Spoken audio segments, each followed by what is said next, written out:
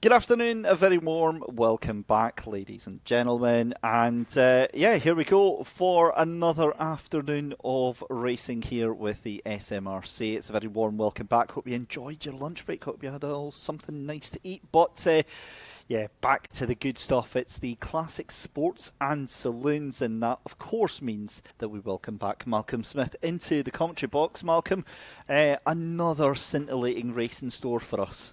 Yeah, I certainly think it will be that. A few drops of rain there in the last 10 minutes will just liven things up. Pity for those two open cars, Elliot Patterson in the Morgan and Andrew McGregor in his Mazda MX-5, getting a little damp there, but I'm sure they're seasoned campaigners. They're prepared. Similarly with Kenny Brown, who we can see on the grid there, 173 in his TVR. Now, they do a lot of bike racing here at KNOCKHILL, and one of the things that I'm constantly aware that they talk about is something called mental rain, which is where it's not quite heavy enough to change the surface of the track, but it's enough for the drivers to notice that it's there. Do the drivers suffer as much as that as some of the other competitors? Yeah, it's maybe more of an impact on a bike with such little grip, but it's not to say that the drivers may find the cars not handling quite as they would expect, and it may take a lap or two to get them into a rhythm with the rain, which is maybe perhaps more difficult than even having no rain or very heavy rain. You can adapt to the two extremes for driving. This to the experts is maybe a bit more difficult. So we can hear the buzzer going off very faintly in the background here as the cars get ready to go for their green flag lap. You can see John Kinman there on the right hand side there. Again, another dominant is the only word really that you can use performance from John Kinman there. Andrew Graham though was looking like he was going to be able to make some inroads there, but I guess the questions that are left from that first race, the number 13 of Alistair Bapty, do we think he's going to be making a return for this race? Yes, he will. He'll start at the rear of the grid. He had problems with his brake master cylinder, which he has had repaired. Mike Stewart, his engineer, was busy working on the car with Alistair in the lunch break, and he's just coming into view there on the left hand side at the rear of the grid. So yeah, he got back in time. As you'll also see coming down the pit lane, the Lotus Elan, that's Colin Calder. He had brake problems in the first race as well, and he's been working very hard during the time since the end of race 1 to get his brakes going again, and there he is, number 55, up and running again after a lot of work. So good for him, his efforts have been rewarded. Yeah, great to see the BMW E36 back out there as well, the number 17 of Phil Russell. We saw him coming in about the same time that we saw Alistair Bapty retiring that car. For me though, I've got a total soft spot for that number 11. That I'm trying to think of the colour, the sea green kind of Vauxhall Nova down there in 15th position. That is, I might be a guy of simple taste here, Malcolm, but that does float. That's maybe the boy racer of your youth coming out there. Not to say that the driver here of said Nova is a boy racer, but it's a super car. It handles really well, and there was a really tight finish in the Class A, the lowest powered cars during the first race, which the Nova was in the thick of. Now you say obviously we're not necessarily saying that they're a boy racer, but I think if we're being realistic, no matter the age of the driver in the car, I think they're all boy racers at heart when they get behind the wheel of their chosen machine here. Obviously we spoke about in race 1 about the attraction of classic sports and saloons, and to see such a breadth of car out here, I think is one of the the big draw points here for the SMRC. Yeah, it does provide variety, and numbers are such that it is being better supported than it has been in recent years, which is encouraging, and the variety is there. So it wouldn't really be feasible to say races for sports only or saloons only, as the numbers wouldn't support it. But this type of racing here is popular wherever it appears, and brings back the same routines as early 80s at Ingleson, where you would get similar type of races, or here at Knockhill in a similar period in the 80s. And numbers actually went up then, and you ended up with separate races for sports and saloons. But yeah, I think this is an excellent combination. Yeah, really is. We also have to say a huge thank you to Edinburgh Watch Company for partnering with the SMRC, sponsoring this event here, the Scottish Classic Sports and Saloons Race 2 of the day for them, and their final race of the day for them just about to get underway.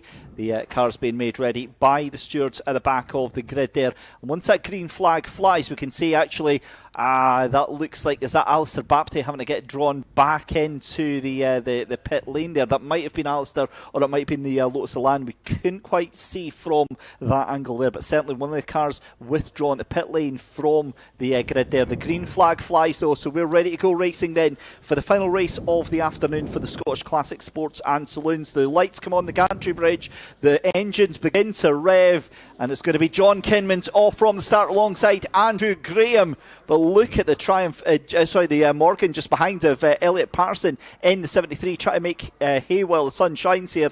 Maybe not the best term of phrase to use here at Knockhill, where it's looking decidedly damp and drizzly out there. But you saw the Volkswagen Golf with Charlie Cope making an excellent start there, getting himself all the way up into third position as well. And that Golf GTI really shown that it can mix it with the best of them, Malcolm. Yeah, excellent traction there, and an excellent manoeuvring too down into the first corner. He's still keeping ahead. The front wheel drive traction to his advantage where there's a bit of dampness about, and as you mentioned, the start, Alistair Bapty has failed to continue. He was the car going into the pit lane at the beginning. Yeah, it's a difficult pill to swallow. But again, this season, I think for Alistair, he'd already written it off as a voyage of discovery with this new car, missing out on the first round, and basically using the season to get to grips with the new car here. The window wipers ablaze though on almost all of the cars here. You can see the Morgan 8 in the background there of Elliot Patterson onto the back of that, quite frankly, beautiful looking TVR Griffith there of Kenny Brown. But down into the corner then is the number 17, the BMW there, just making its way around. For me, that evokes a lot of memories of BTCC in the early 90s there, the likes of Steve Soper, and listen to the old Murray Walker on the commentary on that. Yeah, similar liveried and very evocative of that period, as you say. So that's Patterson 73 and the Morgan coming through, pursued by the BMW. See them again, and Craig Houston next up, just to the rear of the BMW in his Lotus XL. It's another smart combination of the open tops with Brown and Patterson really close to each other, and as they continue their battle, Charlie Cope really doing well to keep up with Andy Graham's much more powerful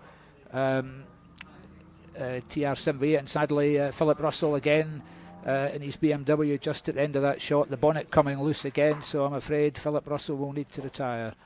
Yeah, that in fact, actually, that reminds me, I thought it was maybe a slippery surface flag that we saw last time round. It could have actually been the black and orange meatball flag for a mechanical failure, and that's very likely what it is with that BMW. But it'll be of no surprise to anyone whatsoever to see John Kinman, as we've got 10 laps left to go here, clearing off into the sunset, 2.1 seconds ahead of Andrew Graham. Charlie Cope in third place, as we said, singing his praises in that Volkswagen Golf GTI. Kenneth Brown in fourth position, fifth place for Elliot Patterson, Philip Russell in sixth, Craig Houston currently in seventh, Andrew Kinman in eighth, Nicky Dixon in ninth position. Great results so far for Nicky in that plucky little Lotus Cortina Mark 1. Bruce Mitchell as a guest in 10th position, and as said, I mean, great to see Bruce back in the championship. Certainly when I used to be on the commentary at Knockhill, Bruce was one of the biggest smiles that you'd see in the paddock outside of the car. Yes, and you see him coming into shot there in the third of the three, and close up there, that's the Yellow Lotus Europa, Bruce Mitchell. Dixon's Cortina ahead of him, and to the front of that group, the Rover Vitesse of Adam Kinmond, and the three of them really close together. And slight lift off the track there of the Cortina, evocative of the period racers of the 60s.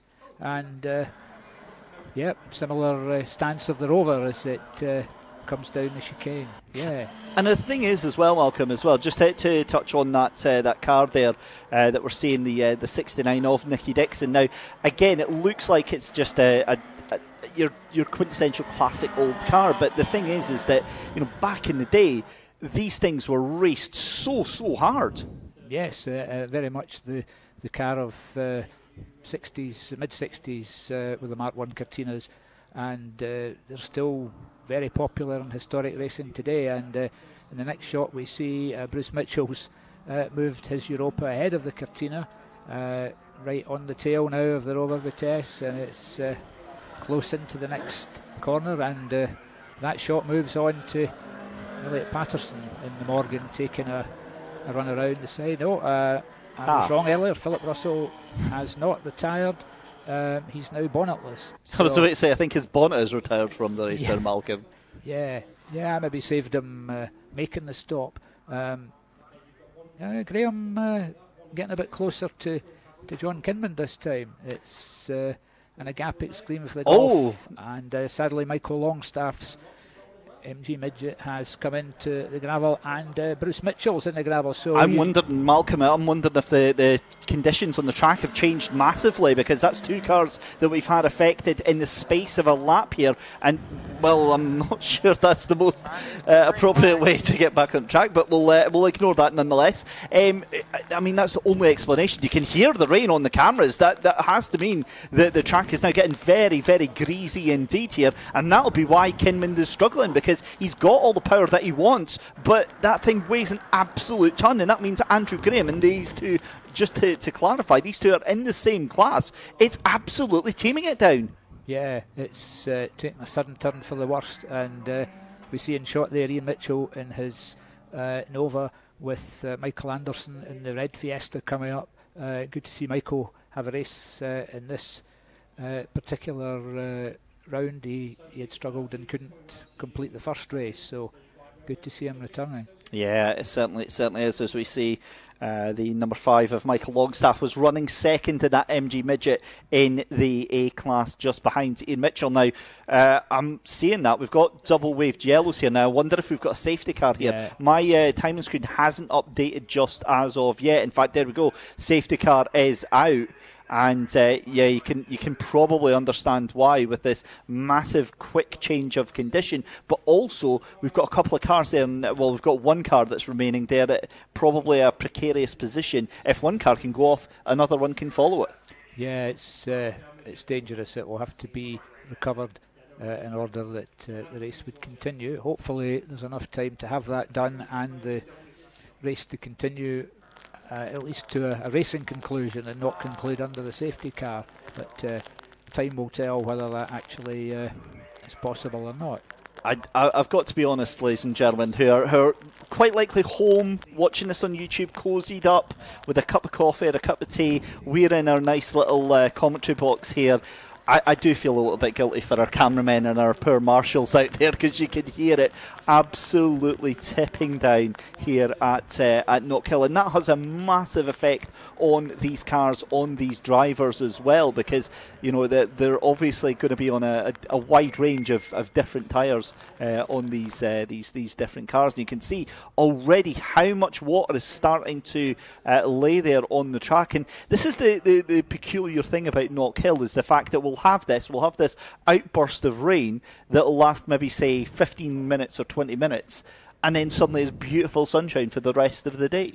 Yeah, the old adage of 4 seasons in a day isn't lost upon people who've come here for even once. You could see it here, but for people who've come for years, they're well used to that.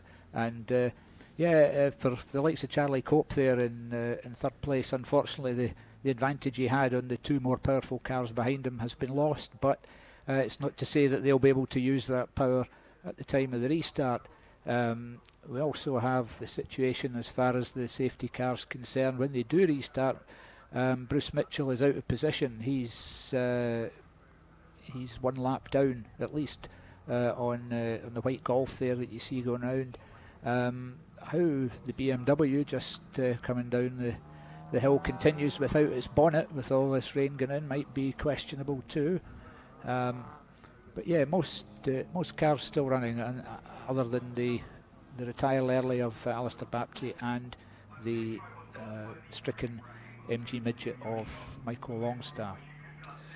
Yeah, so the car's still under safety car conditions while the car gets recovered from the gravel there. You can see that should be quite a reasonably fast process, because I would imagine as soon as they can pull that car out, he'll be able to get going under his own strength there, although it's going to be a thoroughly miserable Michael Longstaff having to stand out there in the race suit in these wet conditions there. That thing will be like an absolute sponge, but the safety car will pull the cars through and get them going. The other point here then from the safety car restart then, Malcolm, is the fact that I've got to be honest, I really fancy Andrew Graham's chances on this. We saw Kinman starting to maybe struggle a little bit with the traction as these conditions change. And this is a wet track now. This is 100%. It's not just damp, it's not greasy, it's a full wet track here that we've got. Andrew Graham just looked like he had a little bit more in terms of traction, in terms of a little bit more finesse in these conditions. Yeah, he's maybe going to catch up quickly on the Rover, as it will get just obviously ahead of him when the restart comes. But yeah, it's certainly a complication that John Kinman would not have wanted. But for the entertainment, for the spectators, the damp spectators in person or the ones online, yeah, it adds a little variety. All we can hope is that the recovery is quick and the period of time to go racing is a reasonable length. Well, what we saw from the last race with the minis was that the laps got added back on. I believe we're quite flexible with our time today. We do have a little bit in the bank. In fact, this is Race Control's fault, because they were like, oh, well, we're just going to get through the races today. We're going to be on time and everything. Of course, didn't touch a desk, didn't touch anything of any wood whatsoever. And, well, here we are. But, again, it looked like a relatively minor excursion for Michael Longstaff. So, as you say, hopefully it's going to be a very quick recovery for that car as well. The other point as well is the fact that where we saw John Kinman roaring off into the sunset and from all the other class cars, I think given that across the board we're going to be likely seeing lap times fall off by about, 10 to 15 seconds per lap. Malcolm, you can see the same pictures that I am here. It looks like that track is, well, as I thought Michael Longstaff might have been a way to reverse into the safety car there, but there's a lot of standing water already on that track. Yeah, it's difficult for all to proceed round both quickly and safely, but I'm sure they'll all do their best to charge to the end in a safe manner. Michael Longstaff's car now on track with the Land Rover still in place. I thought the car was moving under its own steam, but maybe that's been decided not to be the way to go. Yeah. So it's time maybe to have a look at how the classes are going with the individual cars further down the race. We've not had a chance to view as much of them. I don't see the Fiat of Paul Bowers there. He was running well in Class A earlier, so he appears to have gone off as well, retired perhaps. Didn't see him anywhere on he's track. He's still showing as on the same. No, he's not actually. He's about 4 laps down. So yeah, he's definitely retired from the race as well. Class A then led by the Vauxhall Nova of Ian Mitchell. Class B currently Charlie Cope that is in the lead of that class. Kenneth Brown in the lead of Class C. Class D is Elliot Patterson. Class E is John Kinmans, and then with the XR2s you've got Duncan O'Neill in the lead of that one, and then at the lead of the guest it's a change because Andrew McGregor in the MX5 has taken to the lead of the guest right now. One final point is I would imagine we'll probably go, we might have these safety car lights going off on this lap by. John Kinman's driving style could be best described as flamboyant in dry conditions. I think that it's going to be an extra little bit of something going on in these wet conditions for him, because that's going to be a very difficult car to manage. Yeah, it'll certainly be lively. He's had the ability to try and warm tyres up a bit, as you see some drivers weaving around to try and cover the maximum amount of distance that they can when they're going at safety car pace in order to keep heat in the tyres, which is important for the time of the restart. Drivers here would have started on their either normal tyre, if I can call it that, which would be a tyre they use all the time, and wouldn't have wet weather tyres. Some of them do switch tyres in wet weather. Some may run with the same ones, just depending on what favours them and their car and their budget. But they're all going to be on their original dry setup, and it's a bit tricky for them to work out just how quickly they can go on the restart to keep ahead without doing anything that's going to jeopardise their position on the track.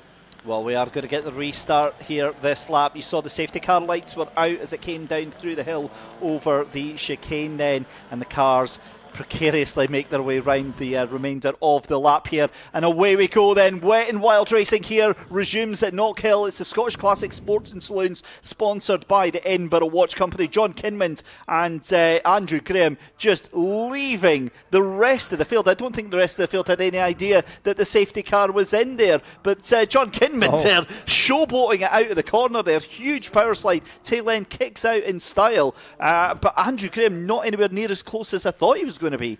No, not quite. It all comes down in a way to how quickly a run the leading car gets, which is their advantage to be ahead. The cars further back would have been slightly restricted depending on the pace of Bruce Mitchell, because they wouldn't be able to overtake until they crossed the start-finish line, and he was there. But yeah, as you say, the big Rover is slip-sliding about. Andrew Graham doing very well to keep up behind him, but yeah, it's a very tricky track to be driving. Yeah, I mean, no word of a lie. We're seeing the same pictures as you are at home, and a little bit surprised at the volume of water that has come down in the past 5-10 minutes or so. This has been a super sudden rain shower that has just come down here, and it is absolutely taming it down. The other end of the track here, not so bad at the start-finish straight here, but on the brakes into the hairpin there, you can see the massive water having to be displaced by these tyres here. Drivers obviously would have been aware of the forecast of mixed conditions, but I certainly wasn't expecting this, and these are some of the trickiest conditions I think I've had to watch these drivers actually take part in just now. As you see John Kinman's making his way through here, and that is a little bit of a wiggle there from Andrew Graham. Yeah. He has not enjoyed these conditions. In fact, that was the Volkswagen in the background. That was our Golf with Charlie Cope that was looking very, very close. Yeah, the front-wheel drive traction of the Golf, certainly an advantage in these conditions compared to the TR7 V8's high power. And we see there 17, that's Philip Russell coming up to the rear of Kenny Brown's TVR, and the BMW seems a little more sure-footed as it comes through there. It'll be interesting to see what the power is like of the two of them as they come down the straight, and who's in first. Yep, TVR still there, and in camera the green TR7 V8 Andrew Graham, the white Golf of Charlie Cope, and yeah, the brown TVR 173 with the BMW almost latched to the rear, but TVR keeps ahead and gets decent traction as it exhibits onto the back straight. Yeah, enjoying the fact that we're able to see some of the cars a little bit further down as well here, because we don't, sometimes we don't get a chance to see many of the cars outside the top three, but this is for 4th and 5th position. But of course, classes are the complete game changer for this, because when you take that into account, these are two actual class leaders. This is Kenny Brown in the 173 who's leading Class C, and then Elliot Patterson who's leading Class D as well. So they're fighting each other on the track, but realistically they're not fighting for points. Yeah, this is often the thing to explain to people, that you do get differentials in cars, but it doesn't necessarily mean that people aren't going to win trophies, and maybe be even the overall champion. And again, the TVR 173 into the hairpin, slightly further ahead of the BMW this time, and up ahead of them the white Golf disappears into the distance. Charlie Cope keeping on the rear of Andy Graham's TR7 V8. Do you know, I've just realised I've been talking absolute nonsense there, because of course the 173 is Kenny Brown, the BMW is of course Philip Russell in the 17, so Philip's already a lap down anyway. So Adam Kinman, Rover Vitesse, overcooks it a little into the hairpin, and Nicky Dixon comes up on the inside, and overcooked it as well into the hairpin has been Craig Houston, number 91 in the Lotus XL. He was going very well there. He was second in his class, and just as he tries to get out, we see Colin Calder's Lotus Elan and Ian Mitchell in the Nova with another Mitchell, Bruce Mitchell's Europa coming down. So yeah, poor Craig, he's got to wait on a lengthy stream of cars before he can get back onto the track. And this is the last lap as well that we've just gone on to. In fact, red flag comes out. That's it. The race is done and dusted. That Marshall obviously in a very unenviable position there. So there we go. John Kinman takes the honours then from Andrew Graham. Charlie Cope gets a fantastic third place in that Volkswagen Golf there. Kenneth Brown in fourth position. Elliot Patterson in fifth position. Craig Houston will finish in sixth. Adam Kinman will finish in seventh. And eighth position will be Nicky Dixon. Ninth for Andrew McGregor, and 10th showing is Michael Anderson. So red flag comes out. That ends our Scottish Classics Sports and Saloons racing. To be honest with you, I think it's safe to say, Malcolm, that they'll be looking forward to getting out the car, getting a cuppa, and maybe getting a little bit of toast after that. Yes, get themselves dried out, I'm sure. Particularly the people in the open cars, yeah. I'm thinking, yeah, of course, because we've got the likes of the TVR Griffith of Kenny Brown and MX5 that are on there as well. So, yeah, we've got to say a huge thank you to Malcolm Smith for joining us in the commentary box yet again for that one. I look forward to seeing you. Of course, we've got the away round to the Classics away down to the away round next month. Oh, I may be. I'm still not sure about that. I'll see how it goes. Good stuff. Thanks again. Well, there we go then. Thanks very much then to Malcolm Smith for joining me on the commentary for the Classic Sports and Saloons here, sponsored by Edinburgh Watch Company. A slightly wet and drizzly end to the tidings there.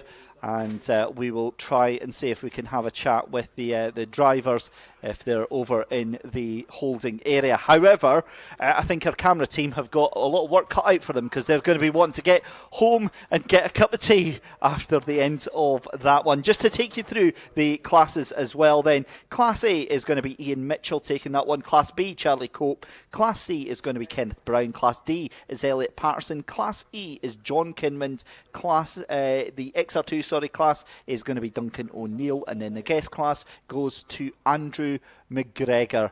As we see, a car off on the inside there. I think that is into just before Duffus. Oh no, that's just before the chicane. So that is the number 5 of Michael Longstaff after he was recovered there. So he's making his way from behind the hoardings where the marshals are. So, in just a couple of minutes' time, we're going to head down to the holding area where we should have our intrepid reporter Anthony ready to have a chat with some of the drivers. Up next, though, it's going to be a very, very different affair. We've got the Scottish Fiesta STs out on track. They're going to be enjoying these conditions when they do so. So, again, we're just waiting to see if we can have a chat with some of the drivers from the Classic Sports and Saloons. As I said, the Fiesta STs are up next. Then we have the Scottish Mini Cooper Cup for the final conglomerated race of them today. So that'll be the Mini Coopers and the Mini Cooper S's that are out in that. That's the, of course, the faster R53 cars. And then we have an event that I've kept this under wraps, I hope, but I'm genuinely so excited for. I have been banging on to the SMRC to do an endurance race. In fact, even to KNOCKHILL themselves, just to run an endurance race, get a C1 endurance race up here in Scotland. That was where I cut my teeth. Back in 2018 was the C1s at Silverstone 24, and yeah, I got the taste for it, and it is going to be a fantastic 90-minute race. But we can see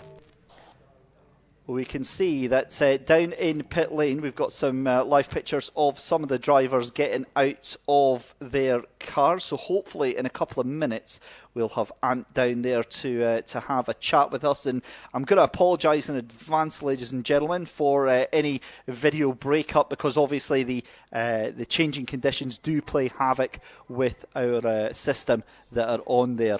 That is going to be doing that. So here we go then, the drivers making their way down. In just a second, we'll have the rather nimble Anthony to have a chat with the drivers there. He's obviously getting the inside scoop. This is a bit that I used to love when I was doing the commentary here at KNOCKHILL, having a chat with the driver. They'd come out and you'd think, oh my God, that must have been amazing. And they're just like, yeah, it was fine. It was an okay race. Yeah. You know, got better stuff that I could be doing on a Sunday.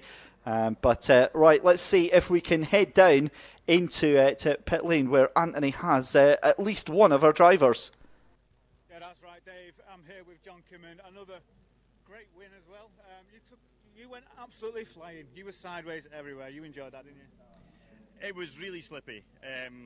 So after the safety car, so it was really difficult to judge how sideways to let it go. I thought it was maybe better to rein it in a little and not risk another safety car or going off and making a mess. So, but yeah, really changeable. You know, with that amount of water since we left, you know, it was pretty much dry when we took the start, and then fairly torrential there during the mid sections of the race. So yeah, really tricky to work out what, you know. And I'm the sort of first to find out, especially after the safety car, you know, and then the track hasn't been driven on for a bit, and then we're unleashed onto it, so it's my job to find out what grip there is, if any.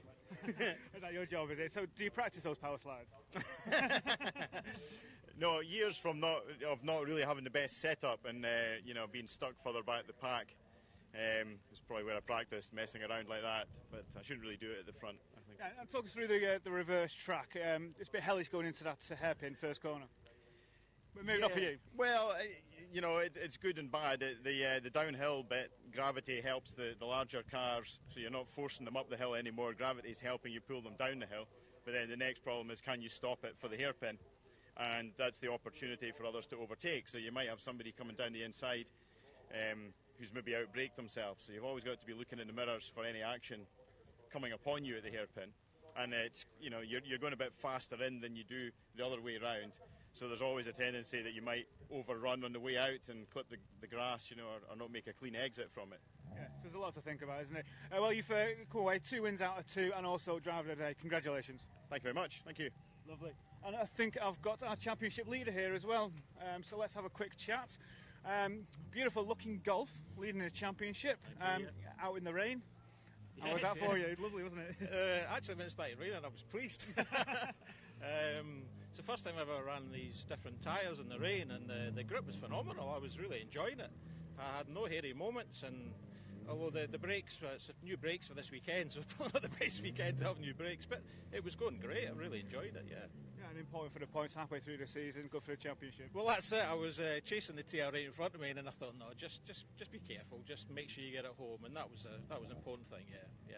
Well, you've done it, so go away and enjoy it. Congratulations. Thanks very much. Cheers. Cheers, Dan. Okay, so I'll hand you back to Dave, who's in a nice, dry, warm commentary box.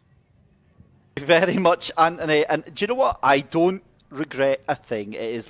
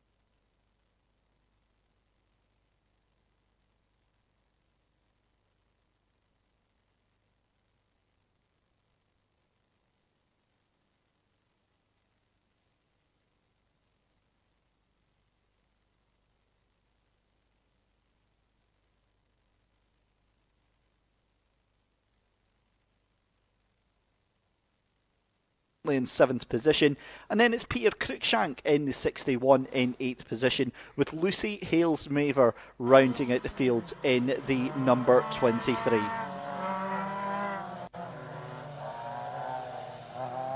So the cars making their way around for the out lap going into the grids, and then they'll have their green flag lap. Now, of course, some of the racers may be given the chance to take 2 green flag laps to get used to different conditions. However, I think this track is going to dry up very, very quickly indeed.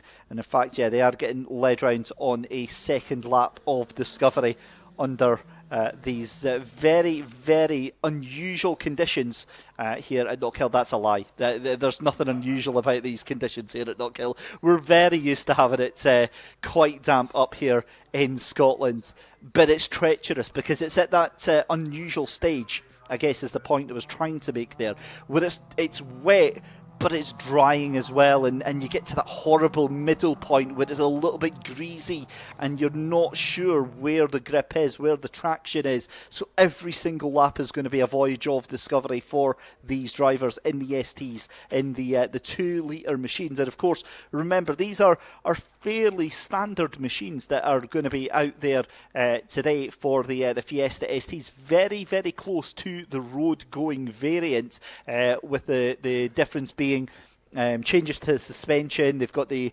Yokohama A048R control tyre on them as well, just to make sure that they are all fairly even as well.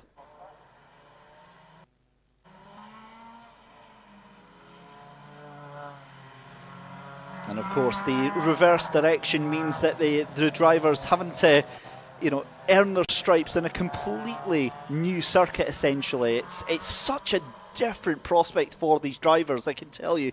If you think Knockhill is an intimidating circuit coming over Duffus Dip in the clockwise direction, you have not seen anything until you're coming full pelt and you're going into that chicane, because it's completely blind. You've got no idea, whereas at least at Duffus you've got a semblance, because you've got the curbing on the inside. You kind of know that you're going to be okay, whereas that chicane can get very, very messy very, very quickly indeed. The marshals lining up the drivers 2 by 2 on the grid then. So it's going to be Liam McGill beside Stephen Gray on row 1. Dave Colville is going to be alongside Brodie Orr on row 2. Ian Blackley alongside Mark Dixon on row 3. Kieran Preedy in 7th alongside Peter Cruikshank on row 4. And then Lucy Hales-Maver is going to round out the back of the grid. You can see your 2 leaders up at the front there. Liam McGill in the green car on the right hand side. Stephen Gray on the left hand side. The green flag flies at the back of the grid, just in front of the Beatson's Building Supply bridge there. And we are about to get ready for our second and final Scottish Fiesta ST race of the afternoon here for the SMRC, supported by Rees Motorsport Insurance. So the 1 minute board goes up, and then it'll be the 30-second boards, and then the 5-second board, and then suddenly you'll start to see lights coming out onto the bridge as well. As I said, the Mini Coopers are up after this one.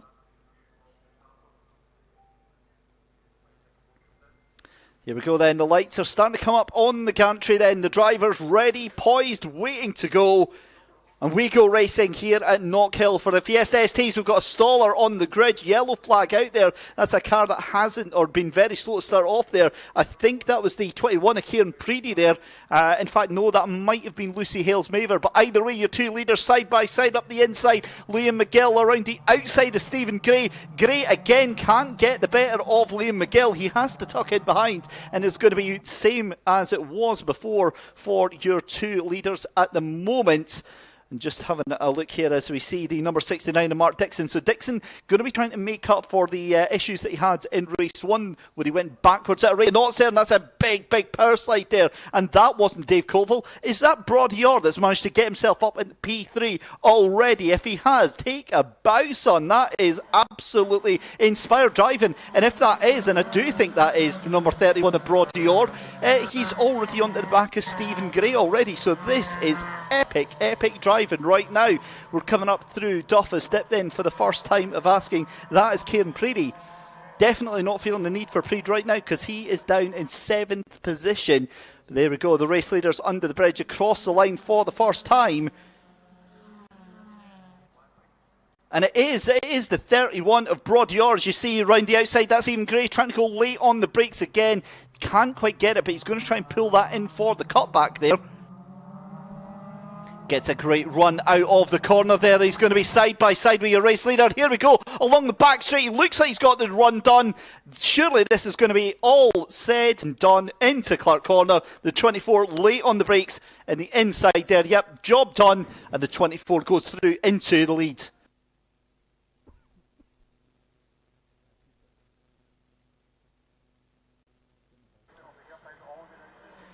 Great move then into the lead then for Stephen Gray. That now throws Liam McGill into the clutches of Brodior, who was the fastest man that last lap round here.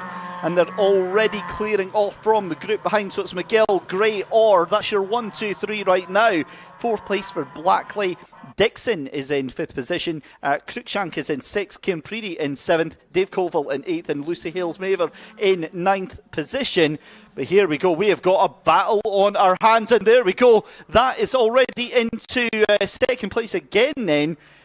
Tries to make a move up the inside. That was like taking candy from a baby. Liam McGill, and look at Brodior. Brodior with the absolute cheek to go around the inside there of the 31 there. Fantastic racing from these STs just now. This is all going to go wrong, isn't it? There's only so much that these drivers are going to be able to give, and Brodior fires it up the inside. Brodior then into P2 and right on the back end of your leader. But have a look at the 24 going to try and put it up the inside of the chicane. Oh my goodness me, how that wasn't contact on the tail end of Brodior, I will never know. But Liam McGill in the lead of this race yet again then. Brodior in 2nd place. Stephen Gray dropping back, you've got to say, into the clutches of Ian Blackley right now. Your 2 race leaders up through Duff Estate. But my goodness me, that was dramatic stuff then. They come under the building supply bridge, the Beatson's building supply bridge yet again. 9 laps left to go, and I've got to be honest, I don't know how many more laps I can take of this sort of drama and this sort of action going on here with the Fiesta ST Championship. And where Liam McGill was looking very comfortable for the first part of the first race, he has not been given any chance to relax at all whatsoever. However, Stephen Gray has dropped off a little bit, and I do mean a little bit, from the tail end of this group here. Brodior is absolutely gunning that car. You could see the front right wheel struggling to get traction in the grass as he goes out of the exit of Clark's here. Amazing action. And Liam McGill, I mean, this is probably going to be the hardest he's had to work this season to take the race win. It's fantastic stuff to see. We're going to cross the line and cross off just 8 laps left to go here. But again, your top 3 have just cleared off. So McGill, Orr and Gray, they are now what looks to be 3 seconds ahead of the rest of the field. You've got Blackley in 4th. Mark Dixon is doing a decent recovery job, actually hunting on to 4th position there. He's trying to get his way back up there, but you've got to feel that is done and dusted for the 69. And this is, again, huge championship implications. McGill came into this weekend leading the championship ahead. And it was Mark Dixon who was in 2nd place. And Dixon, if I remember rightly, was something like 45 points off of your championship leader. So it's all looking very, very rosy for Liam McGill right now. As we are looking a little bit further down the field then, that is the 333, and that is Ian Blackley. And to be fair, I'm saying we're looking a little bit further down the field. That's 4th position. But that's such as the difference between the leaders and then the rest of the field indeed. In fact, so much so they're not even in the same shot anymore. So that shows you just how much things are changing here. We've got 7 laps left to go then. Brodior takes a slightly different line. Liam McGill looks a little bit defensive there, and that allows Stephen Gray to catch up to the tail end. But also catching up now is Ian Blackley and Mark Dixon. They look like they're trying to make some inroads to that group just up in front. In fact, Brodior dropping off the back of your race leader of Liam McGill now into the clutches there of Stephen Gray. Stephen Gray looks to the inside, coming into Clark Corner there, but it was too much speed. He had to scrub some of that off there. That was never going to be a realistic move there. Brody Orr with the fastest lap of the race. But again, you can see, and that's a big moment coming into the chicane. He almost held it, almost. Keep the power in, keep the foot in. You'll be absolutely fine as long as you don't touch the barrier. A little scuff, it's absolutely fine. So, some fine rallycross there from Brody Orr there. I mean, at that moment there, how he didn't send it to the barrier on the inside of the chicane there, I've got no idea. But that, unfortunately, is how quickly the race can go from everything to nothing in the absolute blink of an eye. That throws Brody Orr right to the back of the field then. And, you know, fair play to him. You have to take these chances. You have to push and find the limits of the car. Unfortunately, Brody found the limit there. Thankfully, very little damage, if any, to that car. He'll be able to keep going for the remainder of the season. But it looks like the rain is actually back on here now. In fact, it is. It's absolutely hammering it down now. That's what's happened. Brody caught out, and we saw a couple of cars get caught out in... Look at that. That's another big moment there for your race leader, Liam McGill, almost cutting the corner at the chicane there. And the problem is that the water pulls up at the worst possible place. It pulls up right on the braking point of this track here, and that is heavy rain for these Fiesta STs. And it's now gone from excitement to 90 minutes C1 race to a little bit of trepidation, because these things don't do all that well in the wet here. But coming back to this race here, we've only got 5 laps left to go. What else can possibly change in this race? It's like dramatic stuff here. The conditions worsening significantly. But again, it comes and goes. I'm looking out the window here of the commentary box, and there's blue skies from about 5 minutes away here. So they just have to keep the faith a little bit here. So let's keep an eye on this then as we see the 333 there. And that, of course, is Ian Blackley now in that 3rd position. And here is 4th position just behind them. That's Mark Dixon, actually, just behind Blackley there. And again, you're just seeing how difficult it is to maintain car control in these conditions.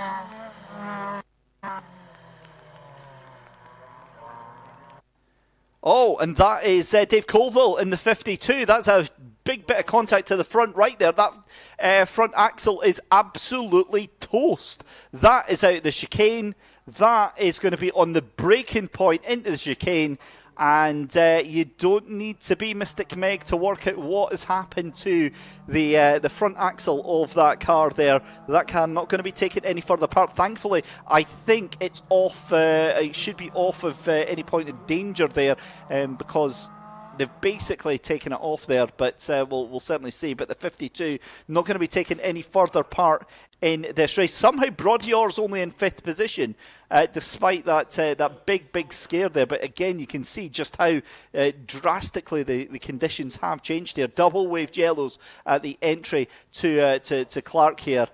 And yeah, you can see some rather nervous looking marshals just waiting by the car there. I certainly wouldn't want to be anywhere near that right now in these conditions whatsoever. As you can see, Mark Dixon still onto the back of Ian Blackley. Then this is still the battle for what is now 3rd place. So 3rd place for Ian Blackley, 4th place for Mark Dixon just now. But under the bridge for just 3 laps left to go here, it's still Liam McGill in the leads of this race. The gap between 1st and 2nd place, though, 2.6 seconds. So we keep an eye on this one instead. 3rd, 4th and 5th position is Ian Blackley.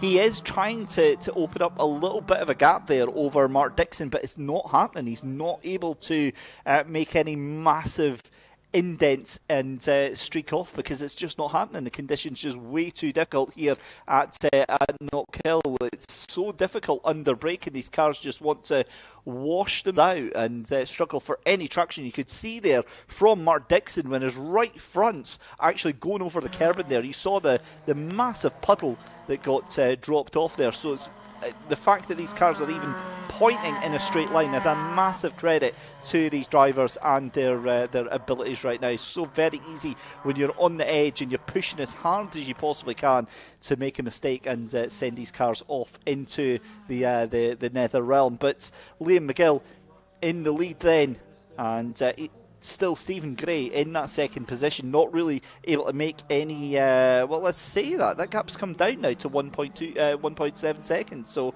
the gap has come down slightly between first and second. We saw this in race 1. We saw Stephen Gray catching Liam McGill quite drastically towards the end there, but yellow flags look like they've been pulled. And this is still with Ian Blackley in that third position. Great to see that we're focusing on all the action here, because this is exactly where we need to be looking. This is where the fight is going on. Just 0.6 of a second separating these two cars right now. With just 2 laps left to go, your race leaders are going to be coming up through Duffus to complete their penultimate lap there. Oh, and that's another moment. That's Brodior very, very close to collecting that car of Dave Colville on the inside there, and Brodior into the barrier. That is going to be on the exit of Clark Corner. Red flag comes out, and that is going to be it. Well, there we go. That is, yeah, okay, fair enough. That is what exactly you want from a race there. Liam McGill takes the win. Stephen Gray in second place. Ian Blackley in third position. Mark Dixon is going to finish in fourth. Brodior will not finish out. I believe he won't finish in fifth, but it'll go back to the start of the last race there.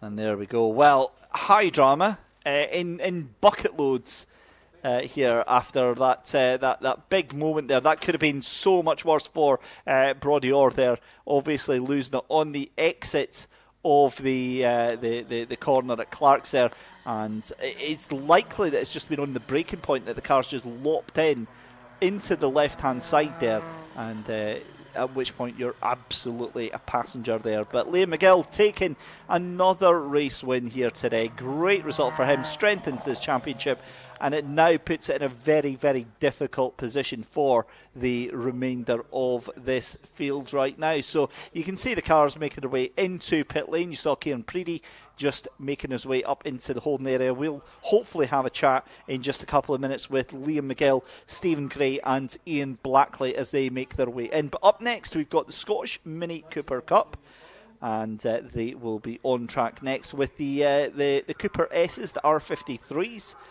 in association with Project 21 Detailing, supported by Yokohama. But the cars making their way into the holding area, and we will hear from some of the drivers very, very shortly.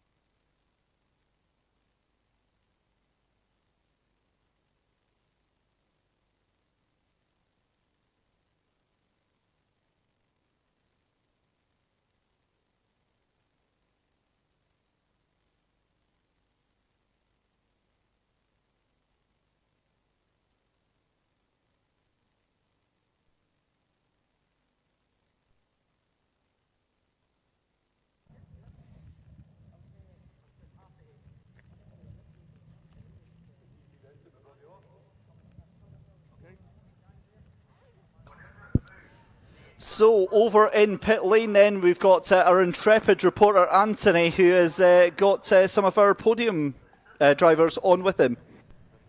Thank you very much, Dave. I've got Liam McGill here. 2 wins out of 2 this weekend. That was his plan coming into Knockhill, the reverse track. You said you loved it out there. Yeah, I definitely did. I always love the wet. After the first race, with how much Stephen was catching me, I was doing my rain dance in between times, so I was good because the rain did come down eventually, but it did start drying towards the end there. But one of the problems there was I couldn't see out the window, so I had both windows down. But yeah, we managed to bring it home, which is the main thing, yeah. Yeah, so coming into this round, you had a game plan of getting 2 wins out of 2 today, just to claw your way back up to the championship. You've done that, you've got to be happy. Yeah, definitely happy. I mean, after the last round, I was that annoyed I didn't even check the standings, so I'm not sure where I was sitting. I'm hoping I'm maybe back up to second now in the next rounds away down south, so a track that we know, so hopefully we can claw back points there as well, and then, you know, it'll be an exciting end to the year, hopefully. That's the plan. It's a bit of a treat going around Knockhill the wrong way. Yeah, definitely is. It's actually, I think it's better, but maybe it's because you're used to going the other way all the time, you know, so good. Right, well, 2 wins out of 2, go and enjoy it, well done. Thank you, cheers. Cheers, and I'll see who else we've got here. A bit of shaking hands. Well, second place overall. You've got to be happy with that. Yeah, absolutely. Yeah, it was obviously a very different race from race 1 because the heavens opened here and it was very slippy. But enjoyed driving the track in the wet. It was good fun. Hairpin, I did get into lead for a short period of time. I probably should have defended a bit harder there. I didn't appreciate Brodie was behind me. He was kind of hidden in the mist and the spray behind. But yeah, good. Obviously, great results for Liam. That's I kind of thought he'd be up in the fighting us for wins more often in the season. So it looks like he's kind of got things together now and he's going to be a bit of a close competitor from now on. Definitely, those first few laps were really scrappy between you 3. Yeah, that was it was pretty exciting from inside the car. I think I overheard Liam saying as well, I had the steaming up problem inside the car as well, and you're like, you can't see anyone around you. So did you put the windows open as well? Yeah, the windows were open, heated windscreen was on, all that kind of stuff. Yeah. All right, well, second place, going to be happy. Go and enjoy it. Thank you. Cheers. We'll get our third place man in. How was that for you? It was good, yeah. Obviously, I'm new to the championship this year, so it was really this, my first time racing with these tyres as well. Obviously, I've done track days before I came to obviously this, and so driving the same tyre, wet and dry, obviously is something new for me as well. But it was good, but luckily enough, the guys in front were just a wee bit quicker than me, so it actually gave me a wee bit of track, and I had Mark, obviously, Dixon behind me, and he's pretty fast, so I was just trying to keep him at bay effectively, so no, it was good. So. Yeah, you avoid the spray from the cars in front as well that way. Just, I was just that wee bit behind it, exactly. So my vision was pretty good actually, to be quite honest with you. So is this the first time you've driven the reverse Knockhill? Yes, that's right. Yes. And what are your thoughts? I like it. The only bit I didn't like, I'm seeming to be quite slow doing it at the bottom of Duffus Dip coming back up. There's obviously I'm just not quite doing something right. The rest of the guys were catching me there. Then I was managing to cool away from them again. So other than that, I love it. Right, it was good. Yeah. Well, go and enjoy it. Thank you very much. Thank you very much. Cheers. Thank you. Well, now the sun is shining, I'll hand you back to Dave for all the rest of the action.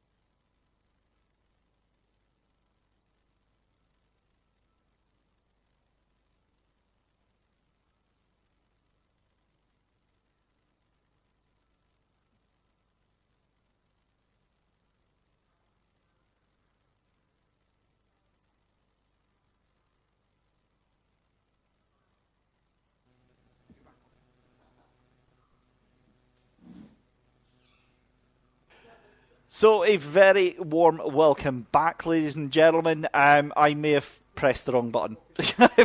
I've been speaking to myself for the past 5 minutes and wondered why nobody was reacting to me. But yeah, this is what happens when you let yours truly have lots of expensive equipment in front of him.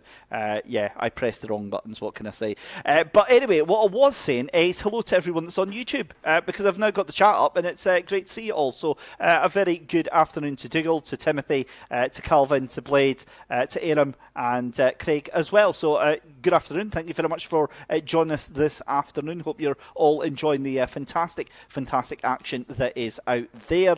As you can see here, this is a picture live from the holding area of the Mini Coopers. That is going to be the next race that we have got out on track. We've got a little bit of a delay while we get the rather stricken Fiesta ST of Dave Colville back onto the recovery truck and back out there as well. So let's see what happens with this. Let's bring you up to speed what happens on that first race of the day then for the Mini Coopers, because it was a frantic and fraught affair, I think, is the politest way that we can say it here. Jamie Blake obviously taking the win for the R53s with Craig Blake in second place. Andrew Lamont took third, so that's why you see the three R53s down the bottom of the screen there, the 97, the 95 and the number 5 there. Then you've got Michael Weddle. Just at the back there, the top left of your shot, you can see the orange and blue machine. That is of your incumbent champion, Michael Weddle, the number 1 there in first place for the Mini Cooper. Second place is going to be Ian Munro, and I'm going to say that's the greatest livery ever, right there. But I'm completely biased because I do love yellow and black, so that is my car right there.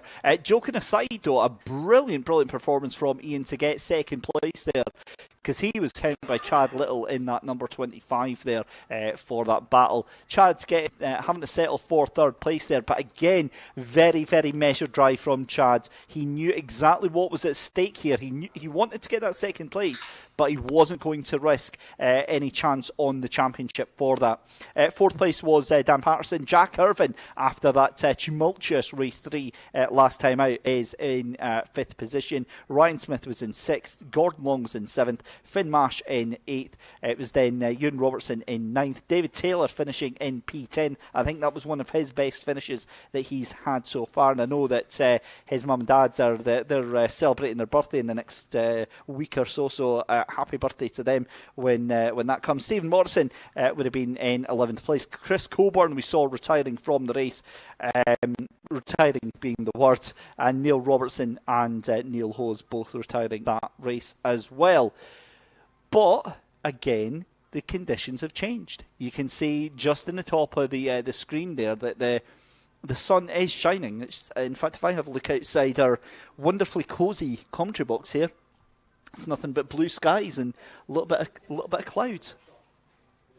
So the thing with Knockhill as well is once these cars actually get out on track here, I'm just so I can literally stand up and just see the same picture that you're seeing here as we're watching the cars go out. But the thing with it is that the cars, once they get the heat onto the track, it's going to make it much easier for that track to dry out.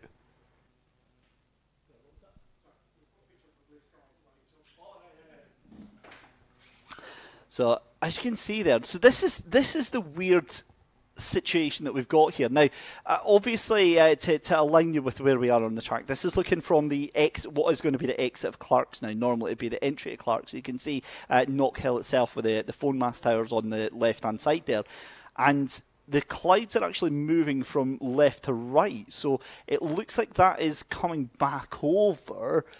But weirdly, it's also, we've got other clouds that are above that are moving from right to left. So very peculiar, because it looks like that system on the left is the one that we've just had, but it is definitely moving the other direction. So I think if I fail as a commentator, I think maybe a job as a weather presenter, that might be on the cards for me in the near future. But either way, as I said, these Mini Coopers are going to be giving us some quality value for money in terms of the entertainment that are out there. Steve Kell is wanting to say best of luck, Dan and James, in C1 Racing Car 529. Now, that brings up a good point, because Steve Kell I'm pretty sure that's Dan Kell's dad, and I'm sure if that is the Dan Kell that I'm thinking of who's racing in the C1s, he races with Steve in the Northern Sports and Saloons. So I'm sure we saw them a couple of weeks ago supporting the British GT. Possibly it's the Sierra Day race as well. So if that is the same, obviously it's not exactly a common name. So I'm presuming it is the same Dan Kell as well. Also a formidable esports racer as well. Drives for Zancho Simsport. So yeah, that's a small world indeed. Crave Shovlin saying that he couldn't make it in person, so he's glad of the stream. Yeah, I bet you are, especially when you saw that little rain shower about 15 minutes ago. You'll be enjoying sitting at home with a nice cup of coffee and putting your feet up as well. And of course, ladies and gentlemen, look, we know that it's a busy weekend of racing. We know that there's Formula One and some other endurance race in France going on right now. But let's face it, I mean, come on, the sunny shores of Knockhill for a 90-minute C1 race. This is the peak of motorsport that we've got going on right here. This is exactly where you want to be, and I'm not even being sarcastic in the slightest with that. I am so beyond jealous of these drivers that are away to take part in this next race. Not the Mini Coopers, but the Mini Coopers, mostly because I couldn't afford the repair bill with what is going to go on this one here. But the C1s, I mean, it is going to be an absolute blast. Yes, they're not the fastest, but it doesn't matter. When you've got 15, 20 cars that are all exactly the same spec, and they're all going around for the same amount of time, it's so much fun, and that's in sprint racing, let alone in endurance racing as well. So, Steve, thank you for confirming that. Then I knew that it was yourselves that I saw a couple of months ago in the Sierra. So great to see that there. So Dan, as we said, is going to be taking part in that endurance race coming up just after this race here.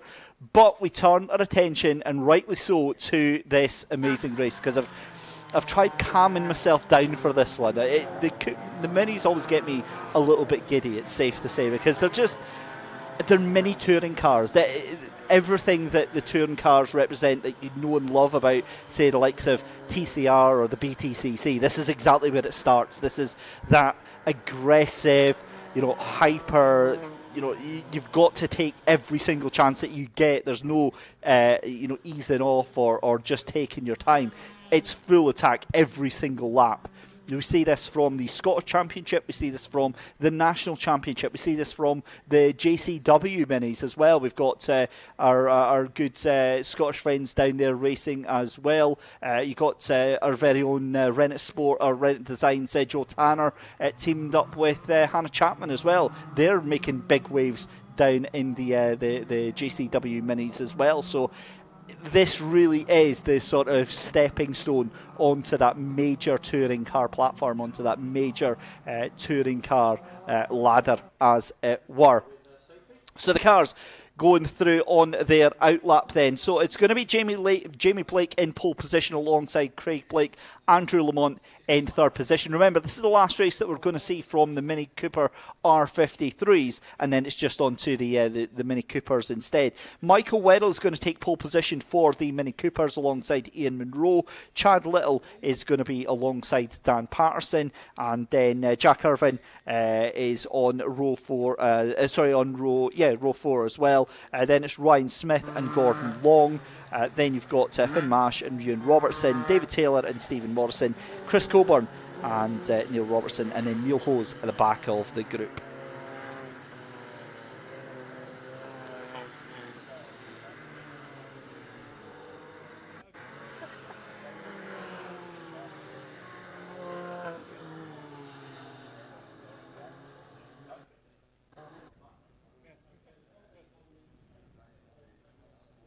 So here we go then, the cars making their way up under the Beatson's Building Supply Bridge, getting themselves lined up, and we are ready to race. Very, very much excited.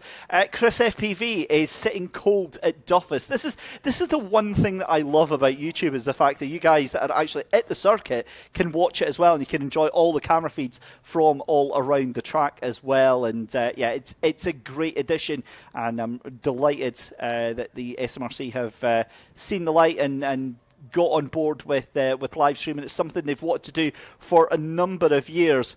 And I think it was got the heads together with the wonderful guys and girls at AJK TV to make it all happen. And the reason I'm saying that is because they've got control of my mute button right now. So I'm just I'm going to be very, very nice to them. They also make me sound at least vaguely plausible. So, you know, it's all good. But the cars are onto the grid then. Now, you see that there's a bit of a gap there. That is because of the R53s and the Mini Cooper. So nobody is missing from that. Well, there is technically a car missing from that, but that's Neil Robertson, who is at the back of the grid. The 1 minute board is going to get held out for our next race of the day. So this is race number 6 of the day. And wonderful camera shot panning up from the hairpin then. Again, a huge thank you to all of our camera team who have ventured up from down south. 6.5 hours of journey that they've done today to bring you all of these amazing pictures that we have got for you as well. So the 5-second board held out. The lights going on for the second mini race of the day. And we are underway. Great start there from Jamie Blake on the right-hand side there. You can see Craig Blake on the left-hand side. The two brothers side by side and bringing down Andrew Lamont into almost making it 3 wide. Michael Weddle gets a great start for the Coopers just behind. Look at that on the outside as well. That is a huge move right the outside there for the number 18 of Dan Patterson. Onto the gravel there. That is a ballsy move round the outside of the corner there. Love to see it. And Michael Weddle then in a huge fight. Chad Little has got a turbo on that car. I'm absolutely convinced. The straight line difference he has got is unbelievable compared to everyone else. They're all onto the anchors though, because of course the conditions change massively. You can see a car off onto the gravel there on the outside. That's Ryan Smith in the 94 having a bit of a problem on the exit of Clark's right now. You've got more cars in problems there. That looks like that was the number 333 of Ewan Robertson, and there goes David Taylor bang into the tyre wall. That is a heavy hit. That is contact on the rear of the car, and that is going to be one unhappy driver. Knowing David as I do, I can imagine that air is a little bit blue inside that cockpit right now. Anyway, back with the R53s. And it's still Jamie Blake from Craig Blake from Andrew Lamont. It's all hell kicking off underneath, because have a look at that. Chad Little has a look on the outside of Michael Weddle onto the brakes then. Tries to get the undercut. That's a great move there from Chad Little. This is going to be it. This is going to be for the lead then between the 23 and the 1. They're side by side. Look at the straight line speed that Chad Little has got. Michael Weddle has nothing left that he can answer. Forced off onto the inside, onto the braking point there. That was very, very sketchy from the two of them. Weddle keeps the foot in though, tries to keep it going, but that is never going to work. That's going to lose him a lot of straight line speed there, and that is going to mean Dan Patterson might be able to get round. Double waved yellows there at the bottom of the chicane here, so the car is going to have to keep it easy, and that's Ian Munro into the gravel. Almost flips it on its side there. And I tell you what, they are not going to be impressed with that one whatsoever, because double waved yellows there, they have to calm it down. And that's exactly not what happened there. So we'll keep an eye on that. It looks like safety car boards are out. So safety car is out. You can understand that. And obviously I'm going to keep an eye on that, because that was a heavy hit there for David Taylor in the 28 into that tyre wall there. And I can imagine that would have that would have winded me. That would have certainly scared the bejesus out of me. But wow, what a start to this race then. 10 laps left to go here. We've got a yellow flag and safety car is out, and recovery vehicles on site and making their way down into that accident then. And you can see. Now, interestingly, I just saw Craig Blake there and Jamie Blake, and you might have saw it as well on the stream there, moving to the left-hand side to the wetter part of the track. And look, they're staying off the racing line. So I wonder, because I'm sure they've got to stay on the same control tyre anyway, so I don't think they've got different wet tyres. But very interesting that during the safety car period that Craig Blake and Jamie Blake have cooled their tyres off and moving to the offline part of the circuit there. So, yeah, good stuff to see here. And the car's making her way down past the chicane there. And you can see the recovery vehicles.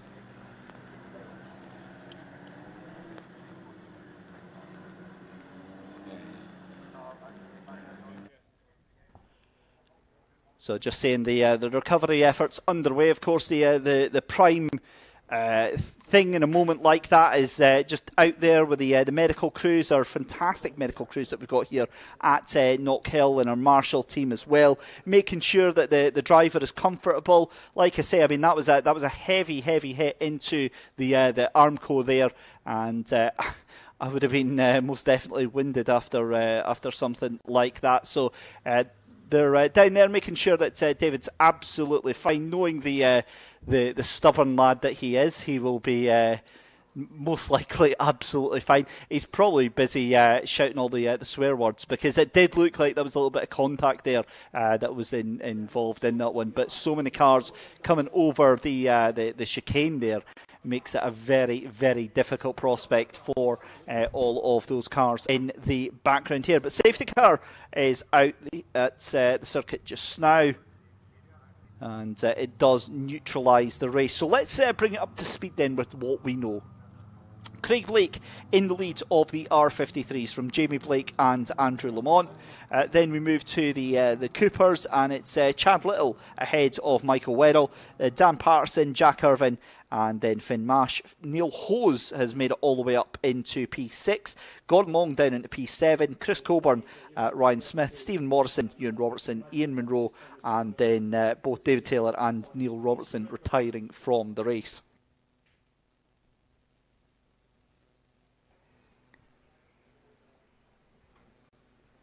So again, a brief lull in the action here for the drivers, and this puts a lot of pressure on the drivers, because it's one thing being able to be good at getting a good clean getaway, but the safety car also adds in a completely different prospect, because it's going to be a rolling restart. And of course, Ian Munro actually also off into the background there, and yeah, he's not going to be best pleased with that one. That was a secondary incident that happened actually a lap later, after David had went into the barriers. Just seeing the front end there of Stephen Morrison. Now that looks like a lot of contact on the front end of that one. In any other championship, you'd be able to draw conclusions from that. But unfortunately, because the Mini Coopers are so rough and tumble with each other, you can't actually draw anything from that whatsoever, other than he's had a moment with another car there. So we'll keep an eye on that one. It's going to be at least another, I would imagine, 2 laps for these cars to get recovered here, because we've got 2 separate cars. Ian Munro's looks like it's going to be the easier of the 2. In fact, there is Ian Munro in the background under his own steam, making it back into to pit lane there. And then after that, obviously, it'll be the recovery truck. In fact, it looks like Ian Munro then has decided he wants to...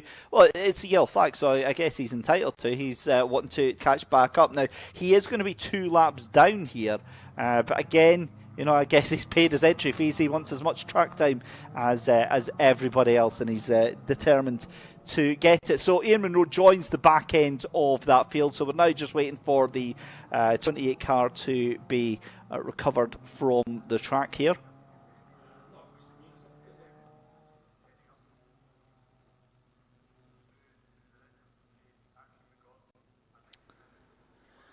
Well, the good thing about this is that I did kind of hype this race up beforehand, saying that you were going to get your fair share of value for money entertainment. Yeah, they've definitely not shortchanged on that one. And what's even more worrying is the fact we've still got about 10 laps to go of this. So yeah, it's we're going to be we're going to be rather tired at the end of all this. Great to see though that that car is cleared. So David's obviously out of the car and maybe getting looked over and checked out. So great to see that that is done and dusted, and obviously the car will be pulled away and possibly just taken behind the barrier there as well. It was a side-on hit there, so I wonder if they'll be able to just drive that car away there. But certainly it does mean that we are very close to the end of this safety car period for the SMRC Scottish Mini Cooper Cup, in association with Project 21 Detailing and supported by Yokohama as well. So again, safety car comes across the line. Now what it could do is it could turn its lights off, depending on how quickly they get that car recovered. It could turn its lights off at the tail end of that one, but my goodness me.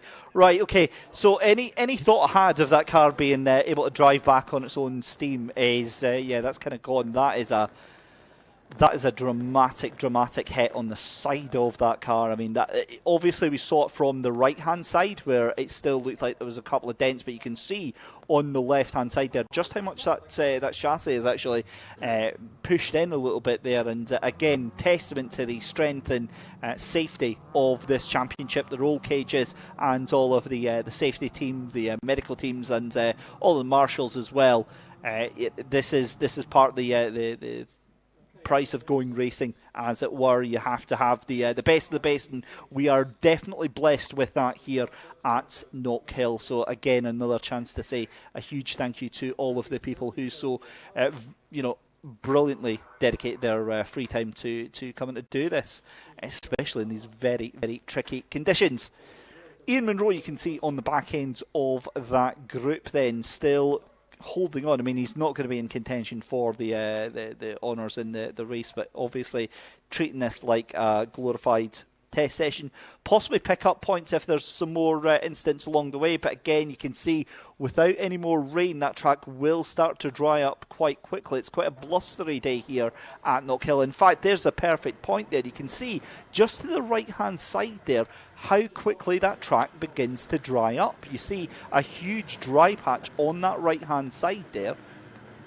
And you can hear a little pitter patter of the rain still down there at McIntyre's. But it does look like it has eased off, considering what it was earlier on. For example, it has definitely done that. So here we go then. I would imagine then, if that is the safety car coming around now, I would imagine the lights may go off this lap then, and we may get the cars back into formation. So just to bring back up to speed then, Craig Blake in the lead of the R53, Jamie Blake in second position, third place for Andrew Lamont right now. Then in the Mini Coopers, it's Michael Weddle from Dan Patterson, Jack Irvin in third position. Excuse me, poor Chad Little, completely forgot about Chad. Chad is in the lead of the Mini Coopers, ahead of Michael Weddle. Then it's Dan Patterson, then it's Jack Irvin, then it's Finn Marsh, Neil Hose, Gordon Long, Chris Colburn, Ryan Smith in 9th position, Ewan Robertson in 10th, Stephen Morrison in 11th, Ian Munro in 13th position there. So the cars making their way round. Now I'm curious to see what is the script with that car. I think that car might have been recovered by now.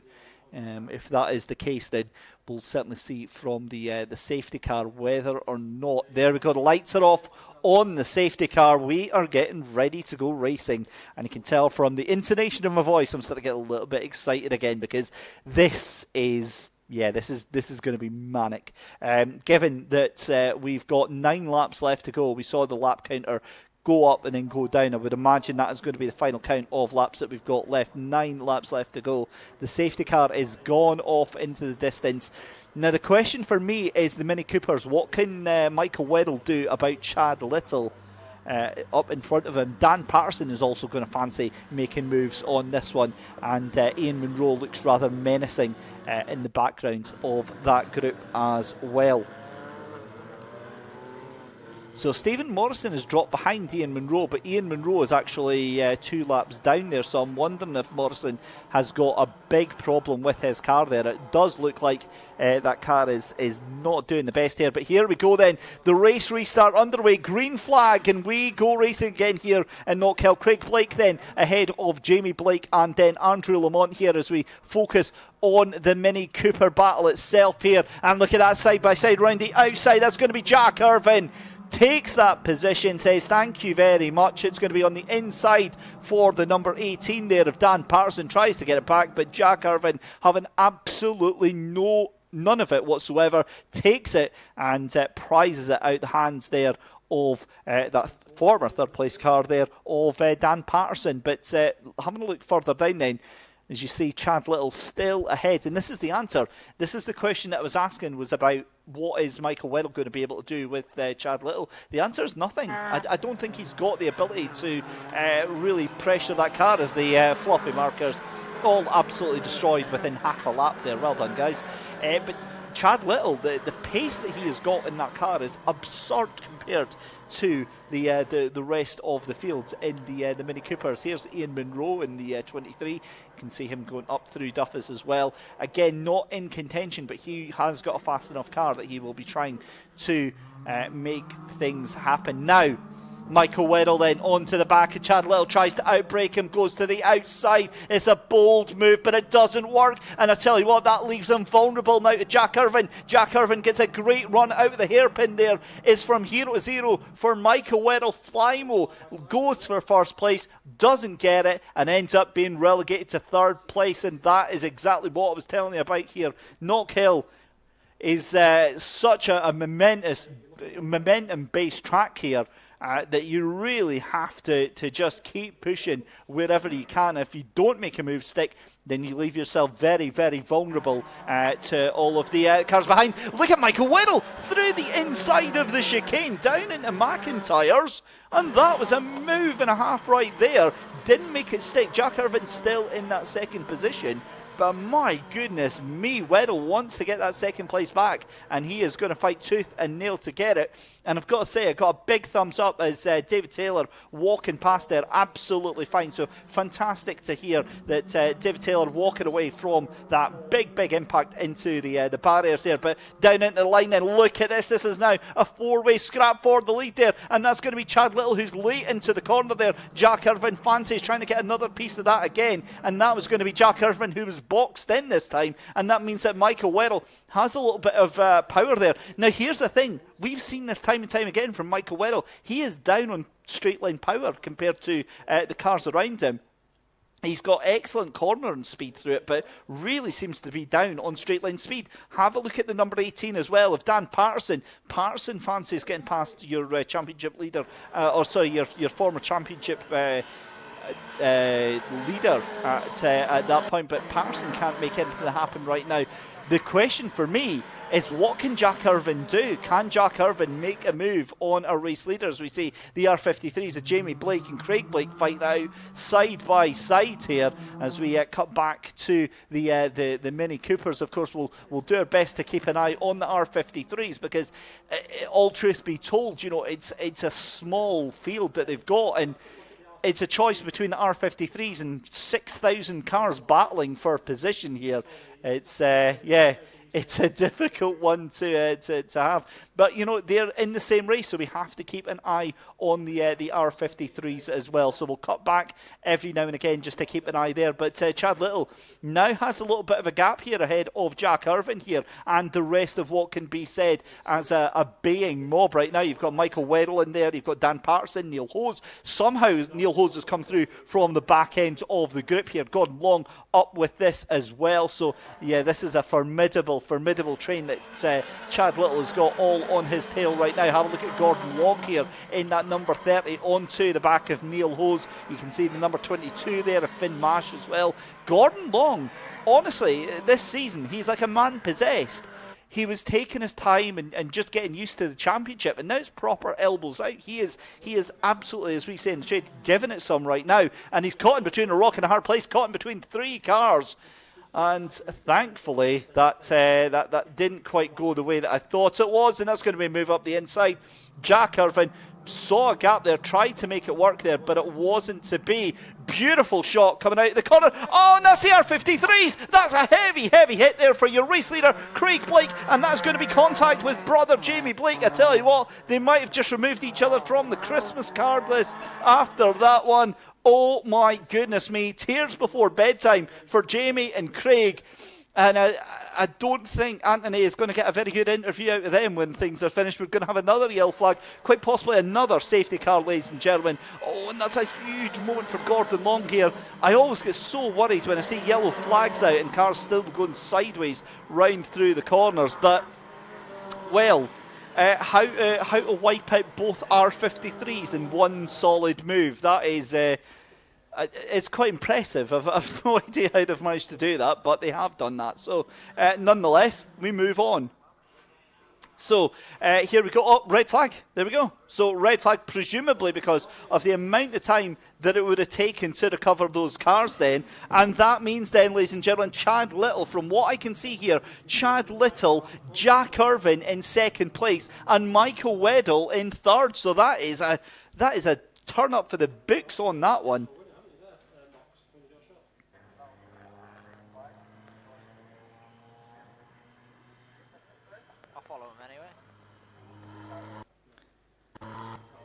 Well, there we go. What do we say about that? That was absolutely incredible. What a race that we just had there. Really, really enjoyed that. And we'll be waiting with bated breath to see what the drivers have got to say to Anthony on that one. So, as it stands then, the red flag comes out. We'll need clarification on that because I'm still showing as Craig Blake in the lead of that, but obviously the two of them went off. So it's going to be Andrew Lamont, I believe, that takes the win on that. Chad Little taking the win for the Mini Coopers there. Jack Irvine in second place, and then third place for Michael Weddle.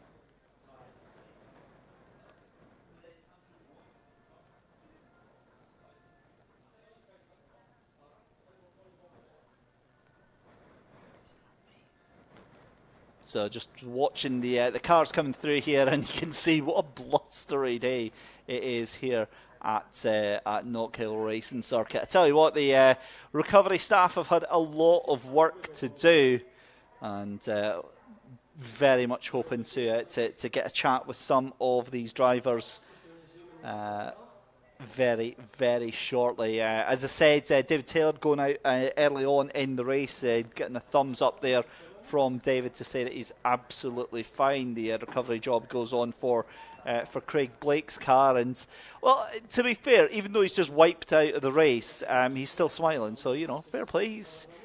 He's in good spirits on that one as the recovery truck heads its way down to get the cars. And again, we wait to have a word with some of our podium drivers, both from the R53s. That'll be their final time out on track, and I think safe to say for Craig, he'll be rather happy that it's his last time out on track this weekend, because that did not go to plan for him. And well, there we go. So while we wait for Anthony down in pit lane to have a chat with our drivers, we turn our attention then, ladies and gentlemen, to an event that I've been very excited for. I don't know if you could tell, but I've been, that is very, very much what I am looking forward to. It is, of course, the Citroen C1 90-minute endurance race here for the SMRC. Our first endurance race that the C1s have been able to take part in. And your boy here has been chomping at the bit to get an endurance race here for many, many years. And it's great to see that finally happening, and a huge thank you to the Scottish Motor Trade Association for making that happen this year as well.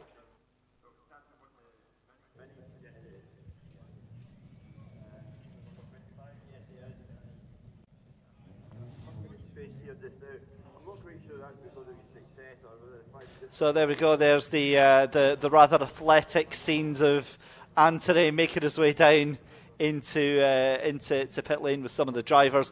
So I had this unenviable position myself when I used to work here at the KNOCKHILL racing circuit and working for the circuit commentary. And honestly, herding drivers after a race to come and have an interview was like herding sheep, because you turn your eye, you turn your head, and they'd be gone. They'd be busy chatting to loads of other people, and yeah, not the best and unenviable task, but at least it's dry out there now as well. So yeah, we should be good to go in just a couple of seconds' time, as we're going to have to get Anthony to get one of those old hook bars just to corral the drivers by their neck and bring them into shot. But you can see them making their way down for a quick chat there. But Anthony, I know you can hear me down in pit lane, and I know you were watching most of that race, buddy. That was that was a bit of a crazy race, wasn't it? Oh yeah, absolutely, Dave. They never fail to disappoint, do they, the Scottish Mini Coopers? What a thrill over the chicane. James Blake seems to think that there was some kind of fluid down there, so we'll get a quick chat with him in a minute, see what exactly happened between him and his brother. Jamie, tell us what happened there on the chicane. I'm not too sure if it was fluid. It's a bit strange that we've both done the same, but Craig went into the chicane and went sideways, and I followed him and done the exact same, and he tried to correct it, and it snapped on him, and he went across to the right, and I tried to save mine, and I went to the left, so I managed to get back on the track, but unfortunately his car was beached in the gravel, but it was good racing up until then with us. Yeah. Treacherous conditions as well. Was the track drying out near the end? Yeah, definitely. It was definitely a drier line. Maybe around Duffus it was a lot drier, but we were on the wet tyres, so they can still survive. They start to get quite hot, so it was sliding about a bit, but right. 2 wins out of 2. You've got to be happy with how the weekend's gone. Yeah, really good results for me. But shame about that at the end, but it was good racing up until then. Well, you can go and enjoy the win and go and look after your brother. Cool, thanks a lot. Cheers. Cheers. And let's see if we've got Chad Little. Chad, if you come a bit closer to us.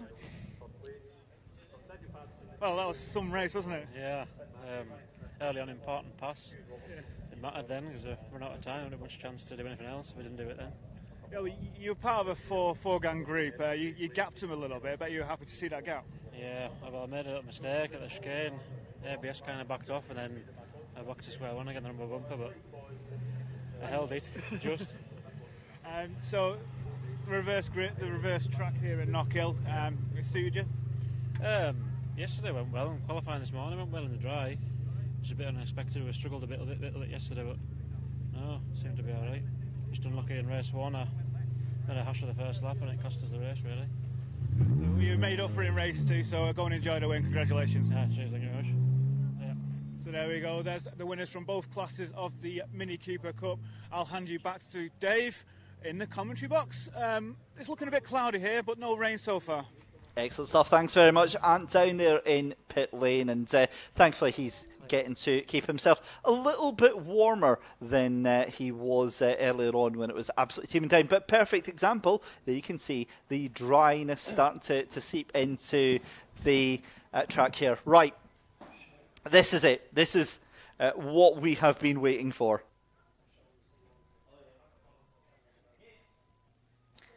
So here we go then. This is what we have been waiting for then. The Citroen C1s ready, poised, waiting for their 90-minute endurance race in the holding area. Of course, they're going to be racing around the track, not the holding area. But, I mean, this is just going to be so much fun. Obviously, an endurance race is going to be a completely different kettle of fish for a lot of these drivers. They've maybe cut their teeth into sprint racing. So, you know, the idea of endurance and sprint racing, very, very different sort of things. I guess they are only racing for the 90 minutes. And, you know, it's not exactly like it's a 12-hour race or a 24-hour race that we see them racing all throughout the rest of the country. As I said, this is where yours truly first ever got behind the wheel of a racing car at Silverstone a couple of years ago for the 24 hours of Silverstone. So I've always got a soft spot in my heart, not just for these cars, but for endurance racing in general. It's just so much fun. It's so much more relaxing and so much more enjoyable than for me than, say, like a 10-lap race or something like that, because of you can settle down, you can get into a rhythm, and you can really, really have some good driving stints. That's what it's about. It's about consistency and being able to, consistently crank out these really, really good lap times. So, as we said, 90 minutes. Now, again, what we're going to have to watch out here for is for pit stops. Now, from experience, we had to pit about every hour, basically just after every hour. 35-litre fuel tank in these Citroen C1s. They aren't modified in any way whatsoever. It's a control suspension that goes on it, control wheels and control tyres. But other than that, every single part of that car is stock. The only thing that's in it is a roll bar, and it's had seats ripped out of it. It's still got the original dash. It's still got the radio. And you know why we know that is because the amount of onboards that we've seen, and you watch and you listen to the drivers listening to commentary from here at Knockhill 87.7 FM, listening to commentary of themselves racing. It is a bizarre situation. I remember actually, I think it was, I'm trying to think, it was at Capital FM that I was listening to when I was doing the Silverstone 24 all the way around here. Have a great when you're ready. So without further ado then, let's go and have a look at the grid then for our first ever 90-minute C1 endurance race here at Knockhill Racing Circuit. Kyle Nisbet takes pole position from Comber in second place. Then in third place you've got the combination of Smith and Brunton. Sam Corson in fourth position with Ross Dunn and Main in fifth position as well. Mark Nisbet is in sixth position. Callum Conway lines up in seventh with Lazubine in eighth position as well. Henry Gillespie is in Aidan Wilson, no stranger to the old SMRC Esports, is in 10th position, making his debut this season. Hitchin and Kell line up in P11 on row 6 with Proctor and McLeod in 12th position as well. And then Paul Winfield in 13th position with Rich and Flett, who we were talking about earlier on, are down in 14th position. I have championship points as well. Championship points obviously going to be massively affected by this race here today. So let's have a look at them as well.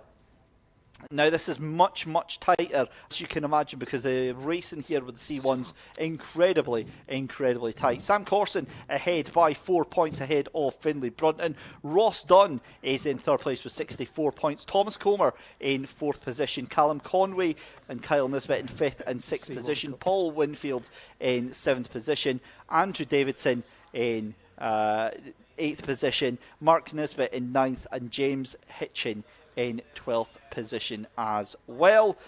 And so there we go. And, well, looking very much forward to this one. Very, very excited. The green flag is waved as the cars make their way around. Now, what I believe, again, we've not had a briefing from the SMRC on this one. I would imagine this is going to be a rolling start for the C1. Certainly, every other endurance race that I've seen has started with a rolling start. But again, we will clarify that in just a couple of moments' time. You and me are both going to be watching this all unfold for the first time ever. And yeah, very, very excited to see this. Thoroughly jealous, as I've mentioned numerous times during the day. Wish it was myself that was actually behind the wheel of this. The C1s, the closest I've actually got to driving one round Knockhill is the identical Peugeot 107. I did a track day here in that one, and they may be slow. They are very, very slow. There's no getting away from that, but they are wild little things to have fun with, because you can just throw them in and they just keep asking for more. And once you get them to above 4,500, 5,000 RPM, that's when the enjoyment factor kicks in, because the engine actually gives it some between those power band ranges. Outside of that, it's a very, very frustrating experience. And what we actually found is there's 2 different gearboxes in the Citroen C1 in the age range that is allowed into this, and both gearboxes are allowed. However, it was very quickly discovered that you do not want to run the second type of gearbox, so it's going to be a standing start for this race then. You do not want to sit the other type of gearbox because one is much longer than the other one, which means that you've got absolutely no acceleration, but it was much better for fuel economy.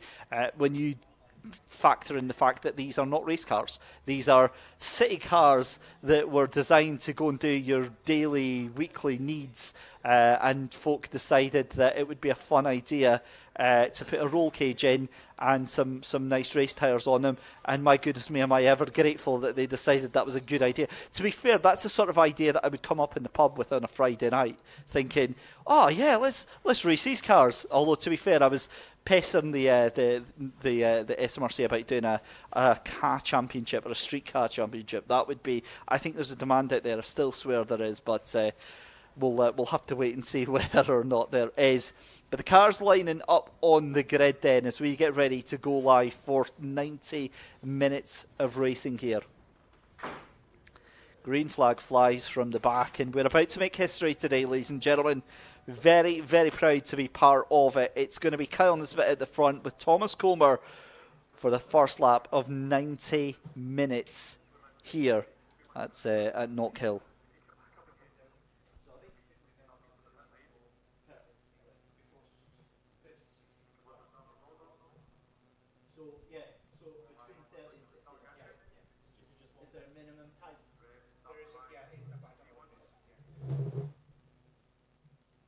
So the siren goes off. You can see the pictures here. The cars lined up then for 90 minutes here. Of course, one mandatory pit stop. We'll tell you more about that as we get going on.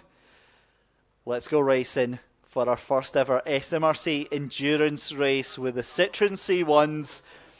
It's going to be a nice leisurely start because, of course, the cars don't exactly have the biggest of horsepower, just, 68 brake horsepower, I think these little things have got. But nonetheless, a very enjoyable experience. Nonetheless, Kyle Nisbet gets off to a great start, and Thomas Comer has been sent backwards as the number 68 there of Sam Corson gets into P2, and we're not even halfway through the first lap already. So Sam Corson straight up into second position. And then we've got cars going left, right and centre. In fact, that's Thomas Comer who is going backwards at a rate of knots. I wonder if there's a problem already with that car, as he is definitely struggling. Thankfully, the conditions have changed completely, and it does look like we've got pretty much a dry track for these cars. Kyle Nisbet still in the lead then as we come already to complete our first lap here. And you can see the rest of the field then making their way through McIntyre's then for this first lap here. It's all very calm, orderly. It's like chalk and cheese compared to what we just saw with the minis. It's all going to be about consistency. It's all going to be about hitting your marks every single time you can. Kyle Nisbet leads from Sam Corson, from Ryan Smith, from Mark Nisbet. And then it is Cam Conway, Ross Dunn, and you can see a move up the inside. Is that the 23? That's Thomas Comer trying to take a position back from the 77 there, and gets that job done. So Lizu Benet loses that position out to the 23 there. And, well, this is shaping up certainly to be a very, very intriguing affair here as we watch the cars coming through into Clark Corner then. Also, with the fact that Kyle Nisbet opening up a little bit of a gap there. Not as much as we'd like to think, though, because Sam Corson actually starting to close in on that car in front here as they come down the little hill here. The other thing that's going to be a big factor that I don't think a lot of these drivers have maybe factored in is tyre wear and also brake wear. Tyre wear isn't really going to be a thing at all, actually, but brake wear might be an issue. So if they've, you can do several races on these cars with the control brake pads that they have in here, but the brake pads heat up very, very quickly, and I think we were getting about maybe 6 to 7 hours out of our brake pads at the 24 before having to to change them out. So again, we'll have to keep an eye on that one here. But have a look at Finlay Brunton. So if it's Ryan Smith and Finlay Brunton in that number 13 car. They're right on the back end of Sam Corson here. This could be a move. Again, it's the momentum that's so important here. If they don't, they're going to get held up, and that actually allows Martin Nisbet to catch up to the back of this group as well here. As you see, Sam Corson getting a little bit of breathing space here. Fascinating to watch how the different parts of the track favour the cars in different ways already. But despite it being a relatively calm and tidy start to the race here, the thing is that this race will change massively over the next 15 to 20 minutes, because after 20 minutes we're going to be through the looking glass, through a world that some of these drivers have never experienced before. Sprint races here at Knockhill normally take the guise of maybe a 10 to 12 lap race here, so they'll normally last about maybe say 15 minutes or so. So to have these drivers in the car for longer than that, unless they've specifically done endurance racing, it's going to be a very, very different feeling, as that was a move, or at least an attempt at a move there from Thomas Comer there on the number 1 of Ross Dunn and Colin Main. Couldn't quite make that stick, but you see a move further down there, the 822, and that was Paul Winfield getting that move done on Rich Flett. And again, you're seeing the way that the drivers can kind of behave themselves when they're in these packs. There's no punching, there's no hitting or anything like that. It's a world away from the Mini Coopers and some of the other classes that we have here, but no less exciting whatsoever, as we see Dunn up the inside there, still trying to hold on that position from Thomas Comer.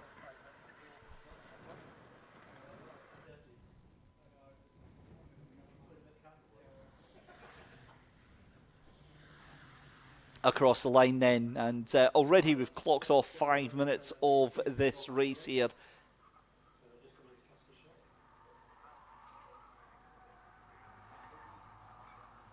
I tell you what, despite having low power here, they certainly sound the part, because all you hear is the cars are so quiet in general. The exhaust, the modified exhaust that they've got as part of the control package on these cars sounds fabulous on the car itself, but you still don't hear much of them. All you hear is tyre squeals as they come around the corner. But this is the battle for second place then. It's safe to say that Kyle Nisbet is in the lead handsomely by just over 2 seconds right now, but Sam Corson having to do a lot of work here right now. He's just ahead of the likes of Ryan Smith in that number 13 car, and Finlay Brunton sharing that car with them.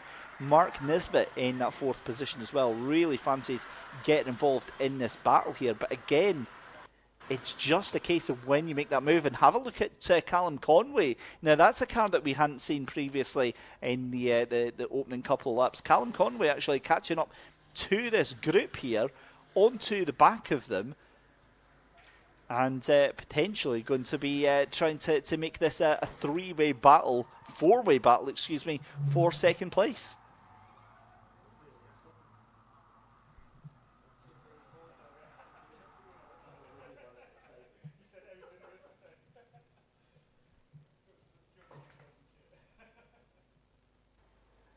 So there we go. The car's making their way down through the back stretch here. There is your race leader, actually, Kyle Nisbet, and Sam Corson. Now let's have a look here. The rumblings here in the production suite are that that gap is coming down here. I don't think they are. I think Sam Corson. Look, Sam is fighting for his life right now. He is getting hunted from that 13 behind them. There's no two ways about that. But it's just not. It's not conducive to actually bringing that gap down just now, as the leaders come under the Beatson's Build and Supply Bridge then. And I've got to be honest, I mean, this is a fairly calm and sedate start to the start of this race here.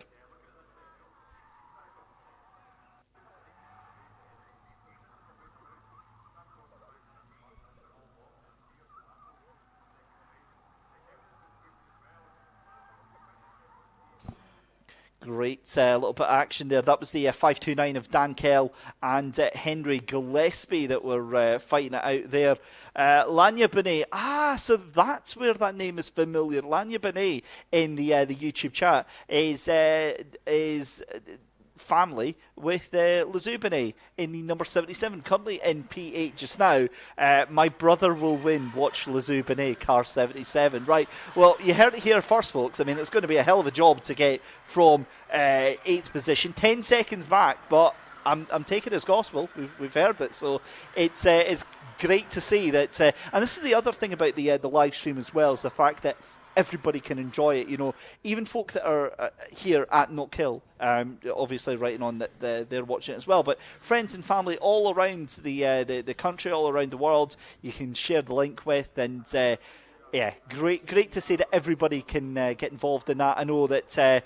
I might have had some viewers in from South Africa, might have been watching earlier on during the day as well. So it's fantastic for the drivers and for their own purposes in terms of like marketing and branding themselves as well, that they can show to a sponsor and say, yeah, look, we're able to stream out live. You're going to be able to see this all across the globe here. And that was that was a big part of what I was doing after I left KNOCKHILL here. And how important the drivers are able to brand and market themselves is, my goodness me, that 13 absolutely sending it round the corner there. They're actually losing a little bit of time there.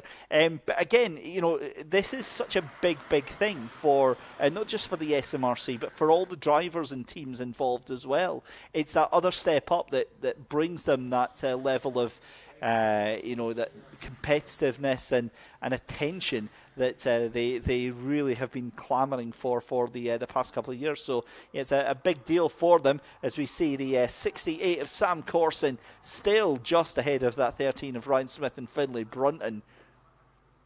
But that gap still at 2 seconds, so it's not going anywhere. It's not going down, and that's normally what would happen when you see cars fighting with each other. The car in front usually gets to go off scot-free. Now, remember, we've got a couple of variables to throw into the mix today. Firstly, it's a voyage of discovery. A lot of these drivers, and that was a mistake there from Kyle Nisbet. You just saw the tail end of that car going very, very wide into Clark there. I don't know if he lost a lot of time there. But, certainly would have lost a little bit of momentum, and that's not going to have helped the tyres whatsoever. And obviously conditions still a little bit tricky out there. I'm just looking out the back of the commentary box, and it looks to be blue skies and clear just now. But, yeah, that was a bit of a sketchy moment there for Kyle Nisbet. And I do think, actually, that gap has come down very, very slightly. It was 2 seconds. It's now down to... let's have a look as they come across the line. Well, only slightly, 1.9 seconds. So it's come down by a 10, but it looks like it was a lot closer as well. Sam Corson is still, as we said, in that second place. But I was watching Thomas Comer there, just coming through the hairpin here, as we were watching the number 88 of Henry Gillespie, Dan Kell and Lizu Bonet. And great to see that, because obviously we've got Lanya Bonet watching as well, and there's a little bit of attention for the number 77. We've got the Lewis McLeod watching us on live chat, the world famous Le Mans virtual commentator Lewis McLeod. A very good afternoon to you, sir.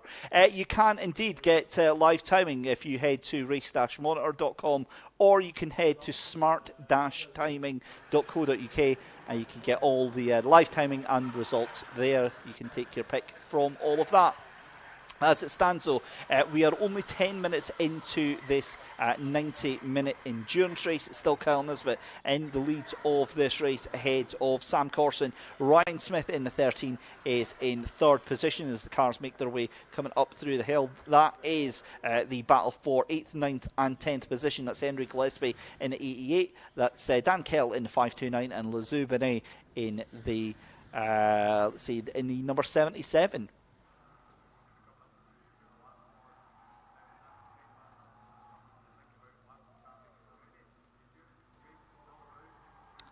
So as I said, another driver that we have been watching out for is that 529, Dan Kell, and his teammate that are out there today. They've been making some fairly decent inroads right now into this race. Of course, guests into the race for today. And of course, he's going to be sharing that car, as I said, with Henry Gillespie. Dan Kell, more accustomed to racing the Sierras that he races with his dad, Steve Kell, down in the Northern Sports and Saloon Car Championship throughout the rest of the UK. So just a little bit of a difference in performance. I'm sure that Dan, as the consummate professional, he'll be able to keep up with the exceptional straight line speed of the Citroen C1. But it's all about the fun. What these cars lack for in a straight line is a move up the inside from Sam Corson. And while I was chatting away there, I haven't seen the fact that all hell is broken loose here. What on earth has happened to this race? Kyle Nisbet's gap has gone down to 1.3 seconds, but never mind that, because Ryan Smith and Finlay Brunton have been unleashed. I tell you what, if this is going to be a 90-minute race like this, I'm going to be dead by the end of it just from hyperventilating. Goodness me, Sam Corson now is under real sorts of pressure from Mark Nisbet. Mark Nisbet tries to go up the inside at the chicane. He's going to have that position done. Sam Corson slides it in. And I tell you what, these might not be... They may not be Fiesta STs. They may not be Mini Coopers. They may not have the best straight line speed. But when you can power that car into a corner like that and keep your foot absolutely pinned, which I've got no doubt these cars were, when you can keep your foot pinned down like that, yeah, you're having the time of your life. These are wicked, wicked fun. Also, a big shout out to John Higgins in the YouTube chat. I've not heard that name for many a year since the SMRC Esports Championship, and that was a bit of a lunge up the inside there. I'm surprised to see there's no panels being rearranged on that 460 of John Proctor there, because that was a car coming flying up the inside there. But John Higgins saying that Ian Wilson's going to be doing a mega job today to get that car back out after rolling the car in testing. Wow. Wow. You see, I look away for a moment, and there you go, like candy from a baby. Kyle Nisbet's day is done. Goodness me, that one... Oh, sorry, that was Martin Nisbet. That was the 117, not the 17. So Martin Nisbet loses out on that third place there and drops even further back. Here is Sam Corson now, still somehow ahead of the 117. And this is what happens when you pay attention to YouTube chat.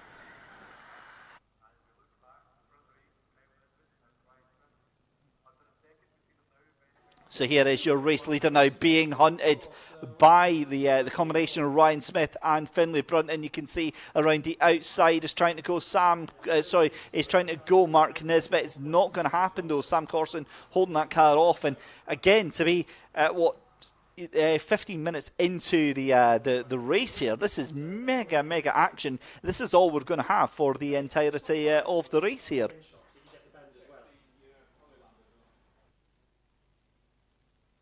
Oh, that is a wobbly moment there from Kyle Nisbet. You just saw the oversteer. The car touched the grass that is starting to dry on the outside of the corner there, and you saw for a moment that car was pitched to the left-hand side there. Amazing car control there from Kyle Nisbet to hold on to that to make sure that it didn't go any worse than it already was, and keep that car in one piece. Sam Corson, though, I mean, I'm almost lost for words with how much pressure is being applied to that tiny little C1. His car is getting crushed right now from Mark Nisbet. The pressure that is going on is absolutely unreal just now. So as we hit 15 minutes, coming up for 20 minutes, it's Kyle Nisbet in the lead with the number 17. That is going to be trying to go round the outside again is Mark Nisbet. It's not going to happen. We've seen that time and time again. So Kyle Nisbet in the lead of the race. It's Ryan Smith and Finlay Brunton in second place. Sam Corson in third position. Mark Nisbet in fourth position here, fighting with Sam Corson side by side, bless them. Fifth place for Callum Conway. Ross Don in 6th position. Thomas Comer in 7th. Dan Kell in 8th. 9th place for Henry Gillespie. 10th place for Lezu Benet. Paul Winfield's in 11th. Rich Flett in 12th position. And Aidan Wilson in 13th position. So Aidan being shown as being a lap down right now, and well, it's a little bit of bated breath here because there's only so much that these cars are going to be able to hold up to this pace right now. It is ridiculous pace that they've got, to be quite honest with you. 111, the lap record I think is a 109, and they normally do like high 110, so you consider that these cars are being pushed to the absolute edge every single lap. And have a look at this battle for third position then, as Sam Corson still having a fight. Mark Nesbitt round the outside again, he can't quite do it. This is bringing Callum Conway back into the mix.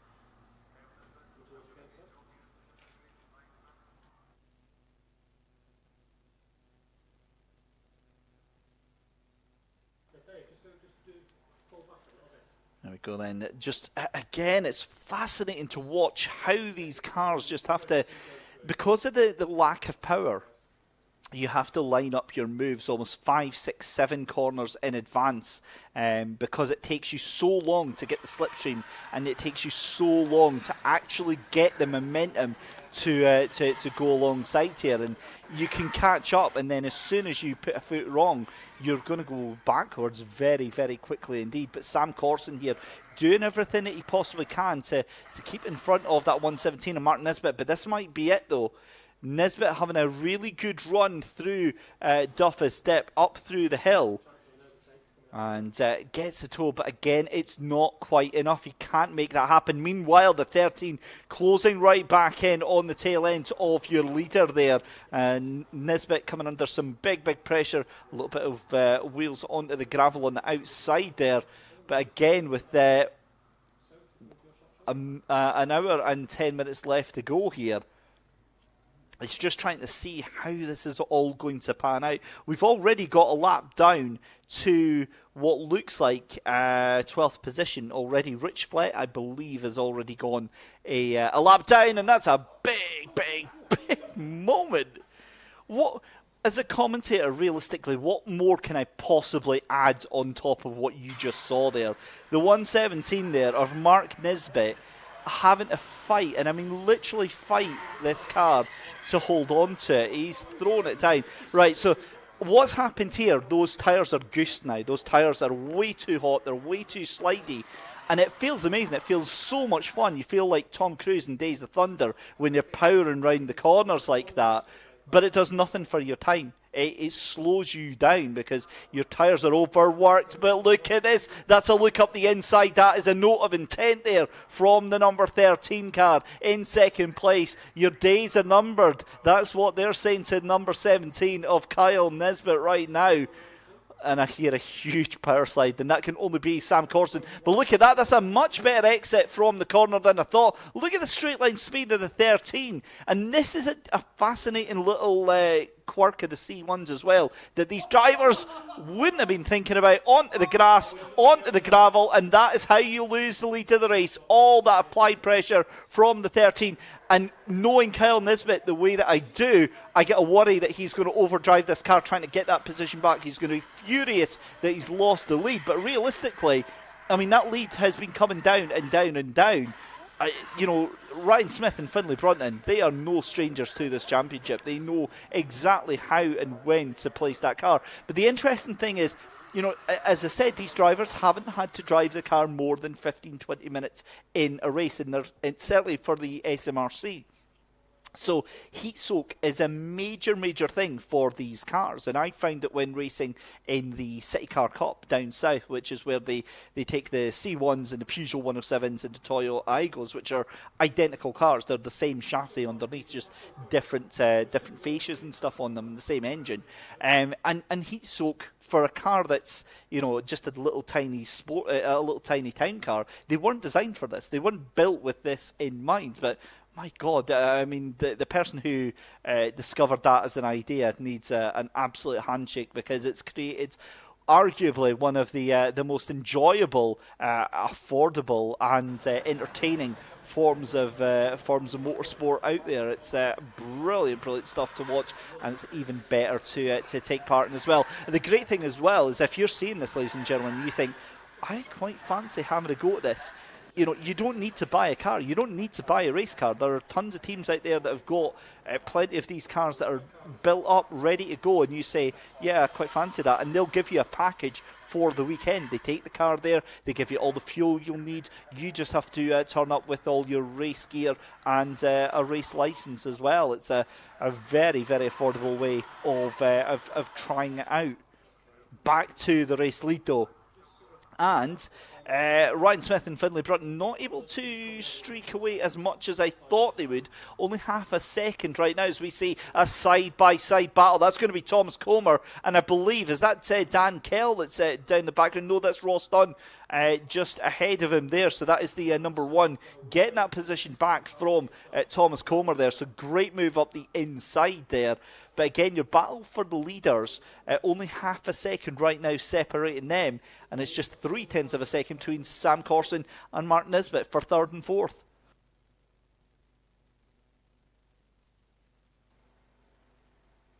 Letting the car roll off the brakes down through Clarkson. This is the battle, as we said, for 6th and 7th position there. You can see the silver number 1 car of Ross Dunn currently making his way just out in front. Sharing the car with Colin Main this weekend, just ahead of Thomas Comer. Now, I've been asked about Lazou Benet in the number 77. He is still going round on the timing screens. He is shown in 10th position. He's involved in a battle with Henry Gillespie, Henry Gillespie and Paul Winfield.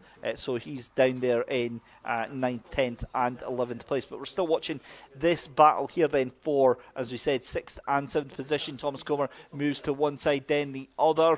As we move back, there we go, there's the number 77. As if by magic, a huge thank you to our production team, who are absolutely on the ball with every single request whatsoever. As you see the 77 of Lazou Benet making a move and a half. If he pulls that off, that is, yeah, take a bow. That was a nice little jink there. Onto the back of Paul Winfield, as they're trying to make their way through here. And again, you know, these cars have got a great job. They can pop the radio on. They can have a little bit of Radio 4 on in the background. Have a nice, peaceful Sunday afternoon. And, well, I'm sorry, guys. I'm sorry for folk watching at home. That's my fault. I drew attention onto the 77 there.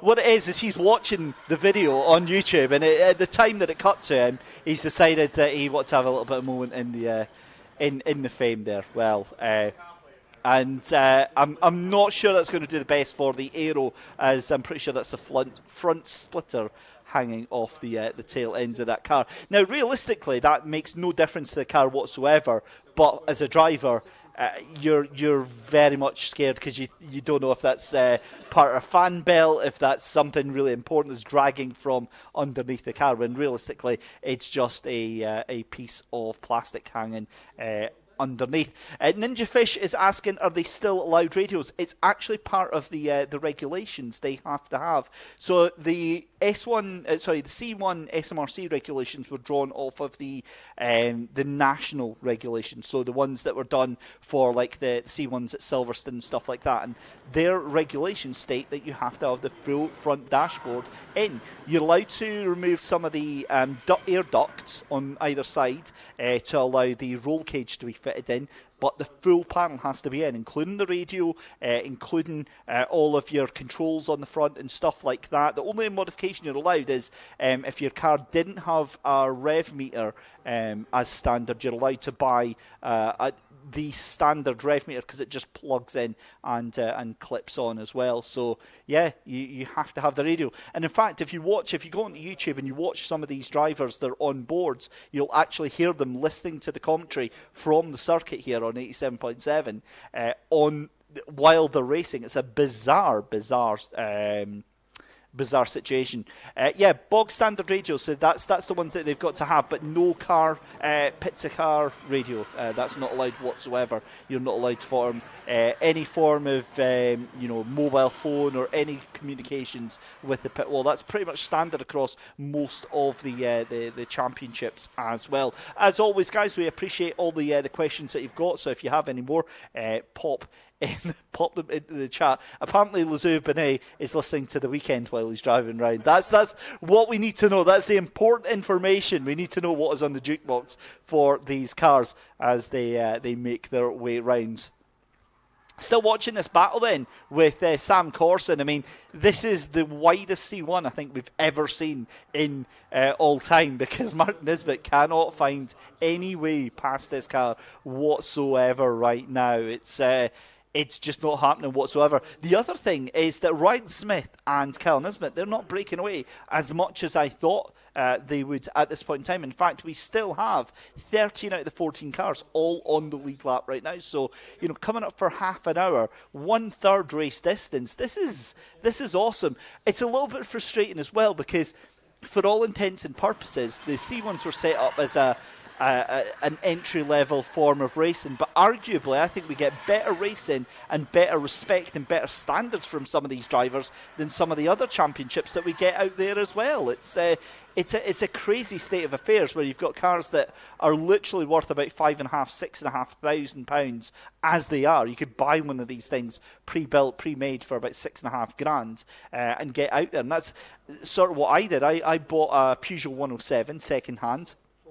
Did it all myself, ripped out all of the interior myself, put in the roll cage with the help of some fantastic work at Turner Motorsport. They did a great job, and that's a bit of a move, and that didn't quite work out for the 117 and Martin Nisbet there. I'll come back to my story in a little bit, but Martin Nisbet fired it up the inside there. Sam Corson, I mean, he is he deserves a medal after all of this top drawer defensive work at the end of the day here.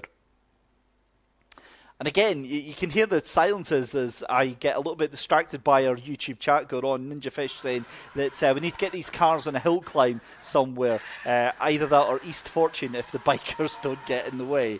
That is. Come on now, come on. Actually, these things would be an amazing match for 125s.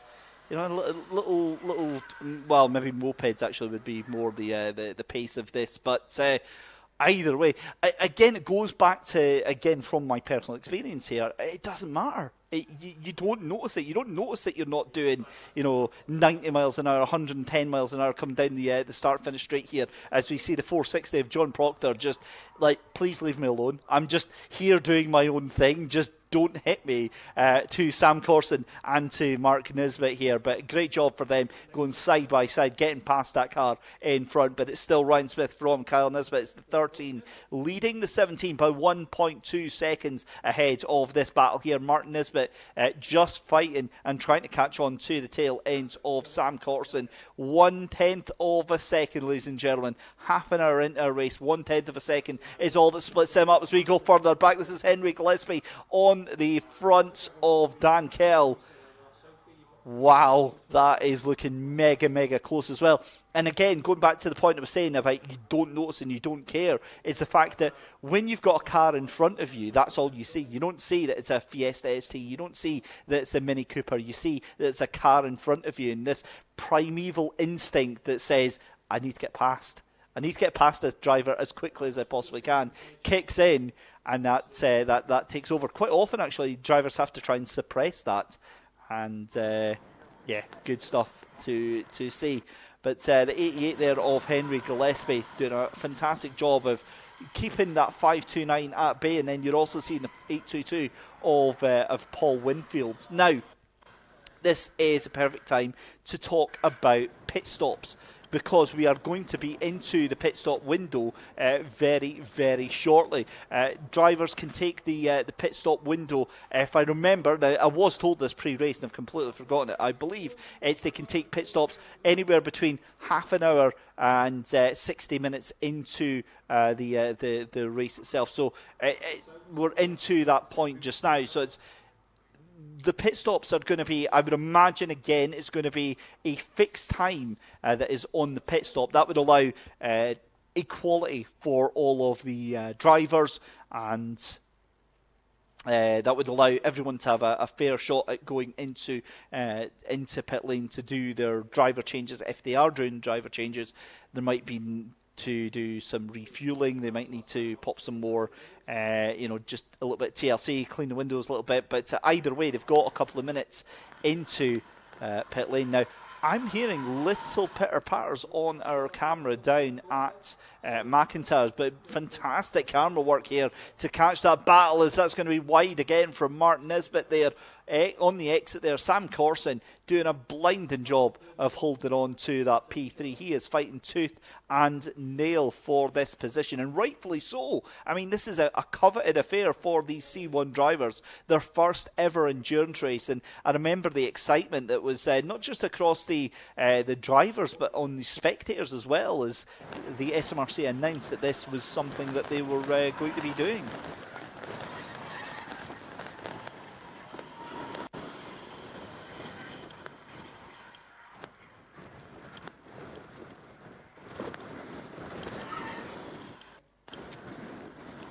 So what I've realised is what I was thinking was pitter-patter of rain on the camera is actually the gusts of wind here at Knockhill.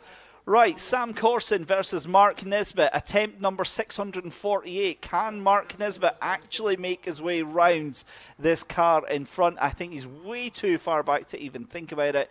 And again, he has to think better. Sam Corson goes a little bit deep into the corner, but by which point he's got a good gap out there anyway.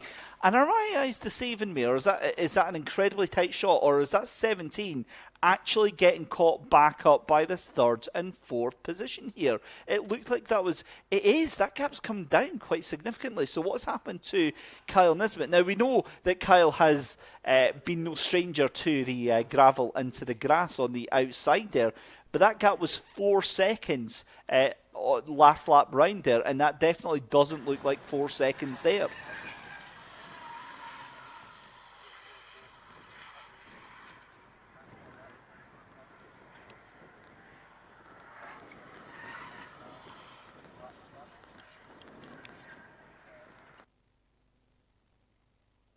Side by side across the line, and this is two of the cars that are going to be next up to get lapped. I think that is going to be Lazou Benet, and that might be Rich Flets that are just coming across it, or is that Dan Kell and Paul Winfield? We'll double check just now, but the car's coming under the Beatson Building Supply Bridge just now. In fact, there is I'm pretty sure that's Lazou Benet just going to the left hand side there. In fact, no, it's not, because of course that's Ross Dunn and Thomas Comer. That is one of the other cars that's a little bit further down, isn't that John Proctor? I think it is actually just coming across the line into the hairpin just now. So this is the battle, as we said, for 6th and 7th position. Ross Dunn will be enjoying this day out here. I think he'll be quite happy if Thomas Comer is to give him a little bit of space here. He would quite fancy getting his way further up the field here. But as we said, 35 minutes now clocked off here. So this is really a new world for a lot of these drivers here, because this is, far and away, this is the most that they've driven at this circuit here in terms of in a solid race pace stint.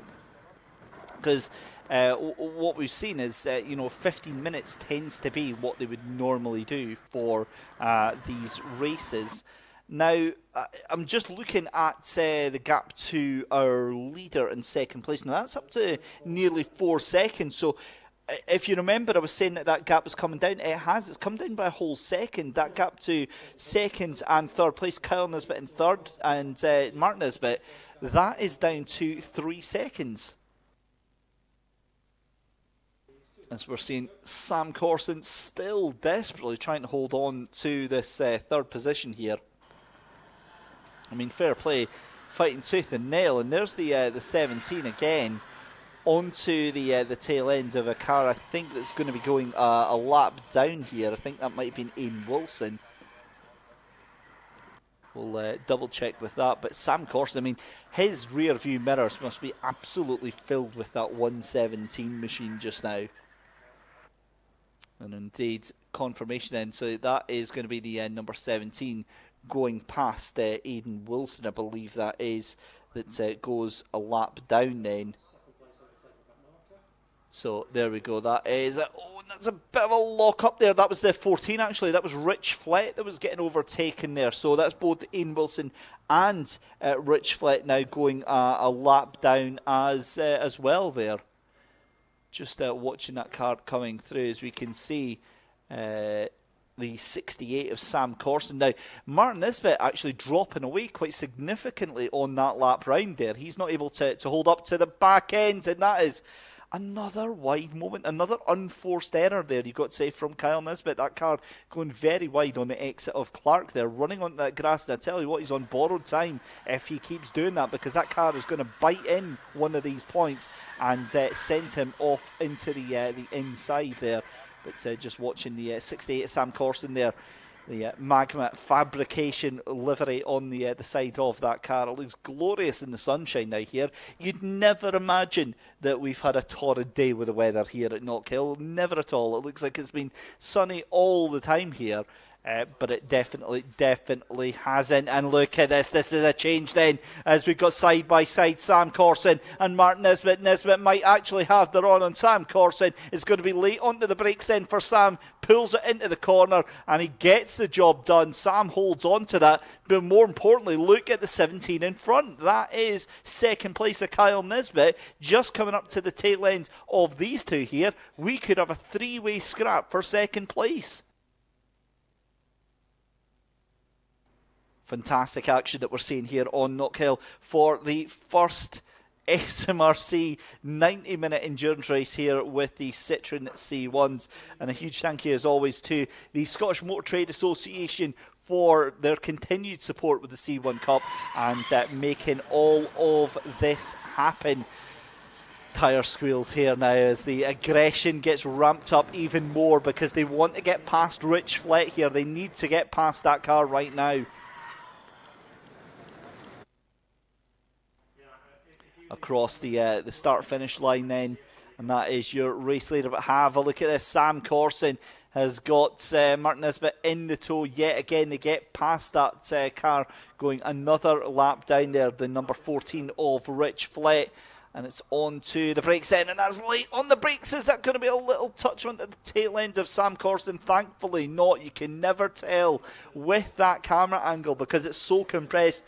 You think you see a car that's out of control, and it was out of control to a certain extent, but Martin Nisbet thankfully able to avoid the rear end of Sam Corson there. That allows a little bit of breathing room for our number 17 here, and you can see how much Kyle Nisbet having to fight with the steering wheel there. Beautiful camera work there, seeing that car coming cresting over the hill. You could see the amount of steering input that he's having to put in, and tyres are now going to start feeling a little bit unpleasant. This is where the tyres feel a little bit overused, a little bit sticky. And as we said, pit stops now going to be a factor within the next sort of 15 minutes or so of the race here.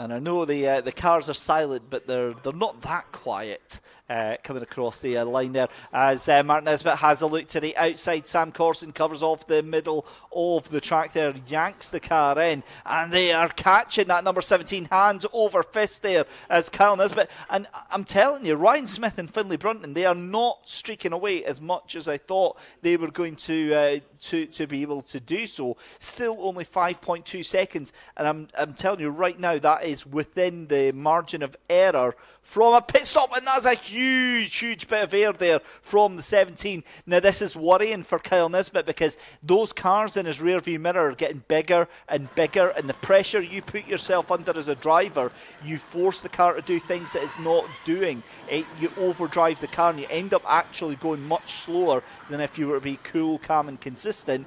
Unfortunately, it is very difficult being cool, calm and consistent when you're in a big race and you've got cars looming up behind you.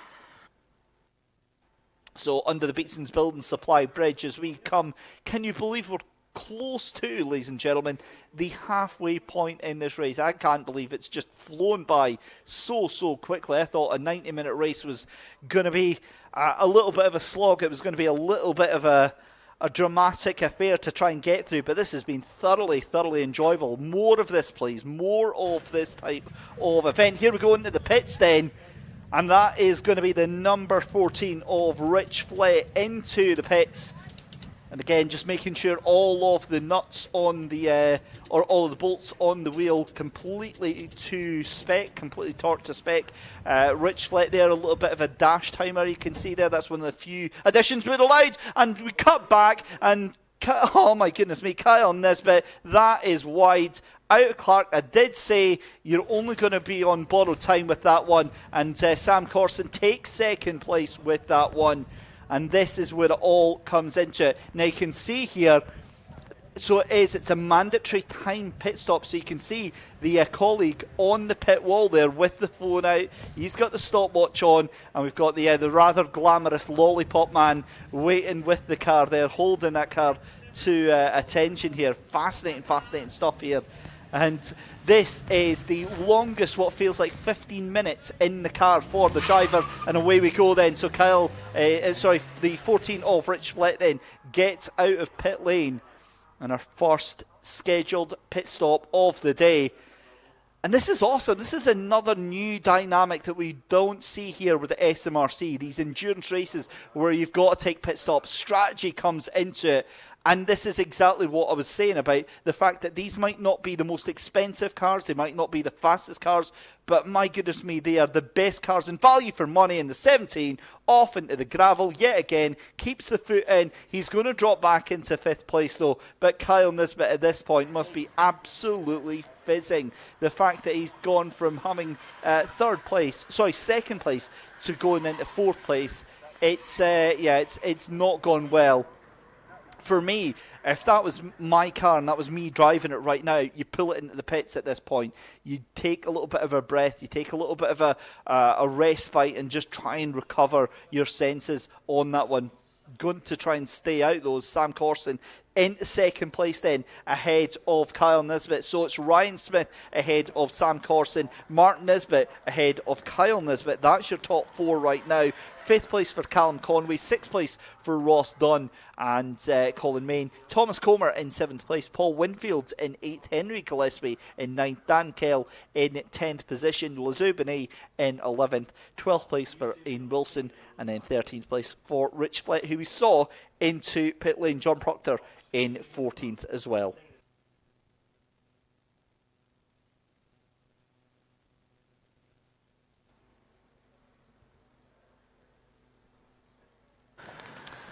So, Lanya Benet asking on the YouTube chat, if a car crashes, does it still go back on the roads? It depends.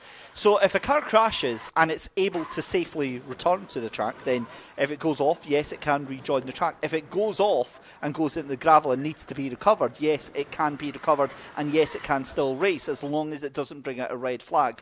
That's where it becomes a little bit tricky. If it's a car that brings out a red flag, usually that's it, it's done and dusted for that one. Usually they only bring the red flag out for a car that cannot safely be recovered. Into the pit lane then goes the number 13 then. That is 3rd place. That's Ryan Smith and Finlay Brunton that are sharing that car, and with the exceptional height, I'm going to presume that is Finlay Brunton jumping into the car just now. I'm pretty sure that was the site of Michael Weddle, who is pit well, not pit boss, but lollipop man for that team there for Minimax Motorworks. As into the pits as well, then that is Mark Nisbet for their stop.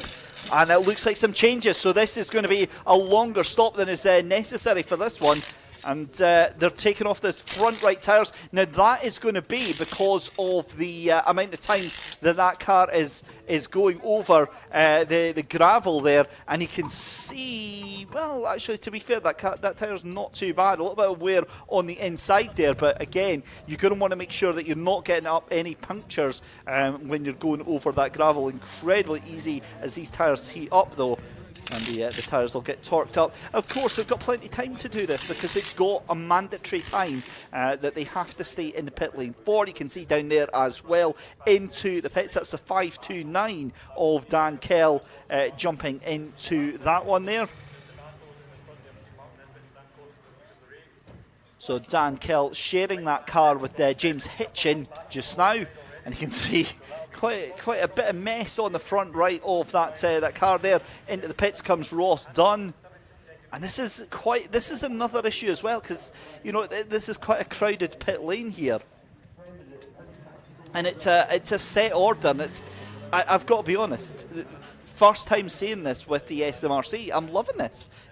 We need more of this sort of stuff. This just brings a whole new dynamic to the race. You've got the teams all getting involved there. I'm pretty sure I heard one of the chief scrutineers, Rennie, barking out an order there to all of the teams. Of course, safety is a big thing during these pit stops as well, because it's a busy pit lane. You've got a lot of people there trying to work on the car. And I'm having a look at this fascinating shot here from that number 1 team. Having a look underneath, and that's onto the suspension, the rear left suspension, is it, that they're looking at? It's not the exhaust there. So he's had a look at obviously something that's concerned him about that rear left tyre there.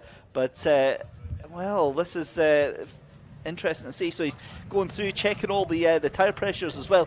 The other thing as well that I absolutely love about this is the fact that a lot of the drivers are having to do so much work as well. So if you thought, race car drivers, it's a glamorous lifestyle that all they have to do is just drive the car. I'm sorry, but at club level, no, you're earning your supper for this one. You're getting out, you're getting the tyre pressures checked, and you're making sure that everything is right as it can be for your next driver. This is the bit that gave me the absolute fear. Getting into the car and putting on your seatbelt it's hell for me. I really struggle at it. Your boy is eating way too many pork pies in his day, and it's a difficult task. And it's a godsend when you've got a teammate that can come in and actually do your seatbelts up for you, because it's a bit difficult. But that is the number 460 of John Proctor into pit lane as well. The number 1 car leaves pit lane, so that is going to be the combination of Ross Dunn and Colin Main back out on the track. And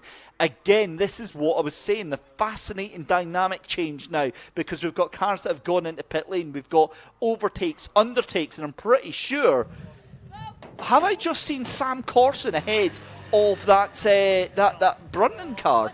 I am positive. So that number 13 car has dropped down. I'm a little bit confused by that one.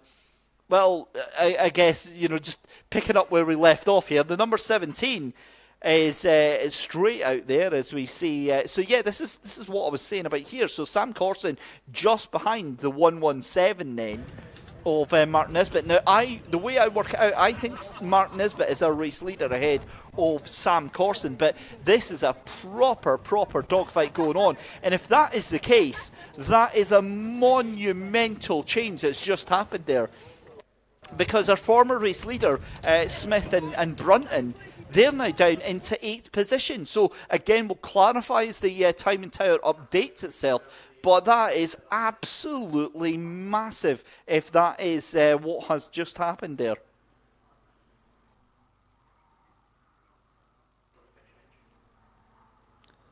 Yep, so as the time screen updates then, it is showing me that Martin Nisbet ahead of Sam Corson for first, seconds and... for first and second. Oh, and that's a car into the gravel. That's on the exit of the chicane. That's almost certainly going to be a safety car. That is the number 88. That was your third place runner. That was Henry Gillespie. They hadn't pitted just yet, but that car sideways off into the gravel. That's almost certainly going to be, I would imagine, a yellow flag at the least, because that is a very, very easy place to send the car. What he's done is he's locked the brakes up, and the car has just snatched away and put him into the gravel. Very lucky to see that car has not rolled because it was sideways into the gravel there. But flashing yellow lights, I'd imagine that's going to be still under double waved yellows, obviously, for there just now. But well, that is high drama, because, as we said, Henry Gillespie was running out there. Safety car confirmed then.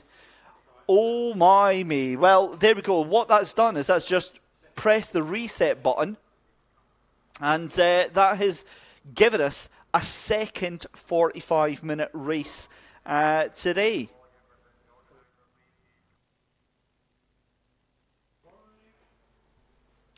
So let's catch up then with what you guys are saying. And that car is well and truly beached into the gravel there. So firstly, Lanya Benet is asking, do we think that that car is going to go back out onto the road, the number 88? Yes, 100%. It's just beached into the gravel. As long as it's not as long as it's not hit the barrier at the side, then it's absolutely fine. Now this is absolutely brilliant to see, because the cars that haven't pitted now, this is a free pit stop for them.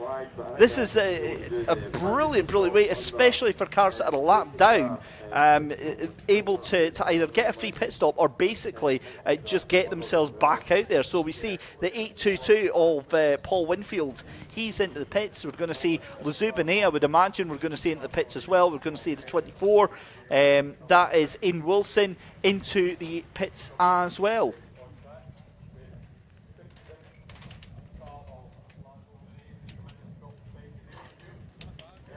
So Ninja Fish is saying that he thinks that they should make the drivers change the tyres by themselves. The thing is, in realistic terms, it's quite possible to do that. The problem is when you get to larger events like the 24, as we see, and now that's the 117 of Martin Nisbet back into the pits as well, as is Sam Corson. So we've got a proper traffic jam. Now, this is going to be an issue, because if the 117 tries to get out before Sam Corson, they're not going to be able to do anything, because that car is essentially in the way here. Well, that is just having a look here as to why the 117 has come back into pit lane here. Some high drama, and we can see Rennie Thompson looking on here. Maybe just in for a once-over, but, well, that is a curious sight indeed, because that driver has been in for their pit stop here. That's obviously going to send the 117, and that was the race leader. So that was Mark Nesbitt, and they didn't find anything wrong with the car whatsoever. And away they go then. So, well, that is very curious stuff to see. Now, what will happen is they'll be allowed to catch up to the end there. So, for Lanya Benet that was asking about whether or not that car will be able to get going again, like I said, the answer should be yes, they should be able to attach that car on and basically just pull it out of the gravel there. It'll then be, once it's out of the gravel, it'll be free to go out on its own way. So there we go. Let's see what else we're chatting about today. Right, it looks like we're all caught up. So as always, guys, if you've got any questions on the YouTube chat, 'cause we've got loads of time today. We've got a 90-minute race, 55 minutes of which has already gone. Goodness me. Time flies when you're having fun, and that is exactly what we're having here today for this SMRC C1 Cup race here, the endurance race, the 90-minute race, powered by the Scottish Motor Trade Association. A huge thank you to them for their continued support, not just this year, but throughout the past couple of years. It's been absolutely invaluable to the SMRC, especially through some very difficult years. And I'm looking, is that the 13 that's now out in front there? It is. It's sliding that car about there.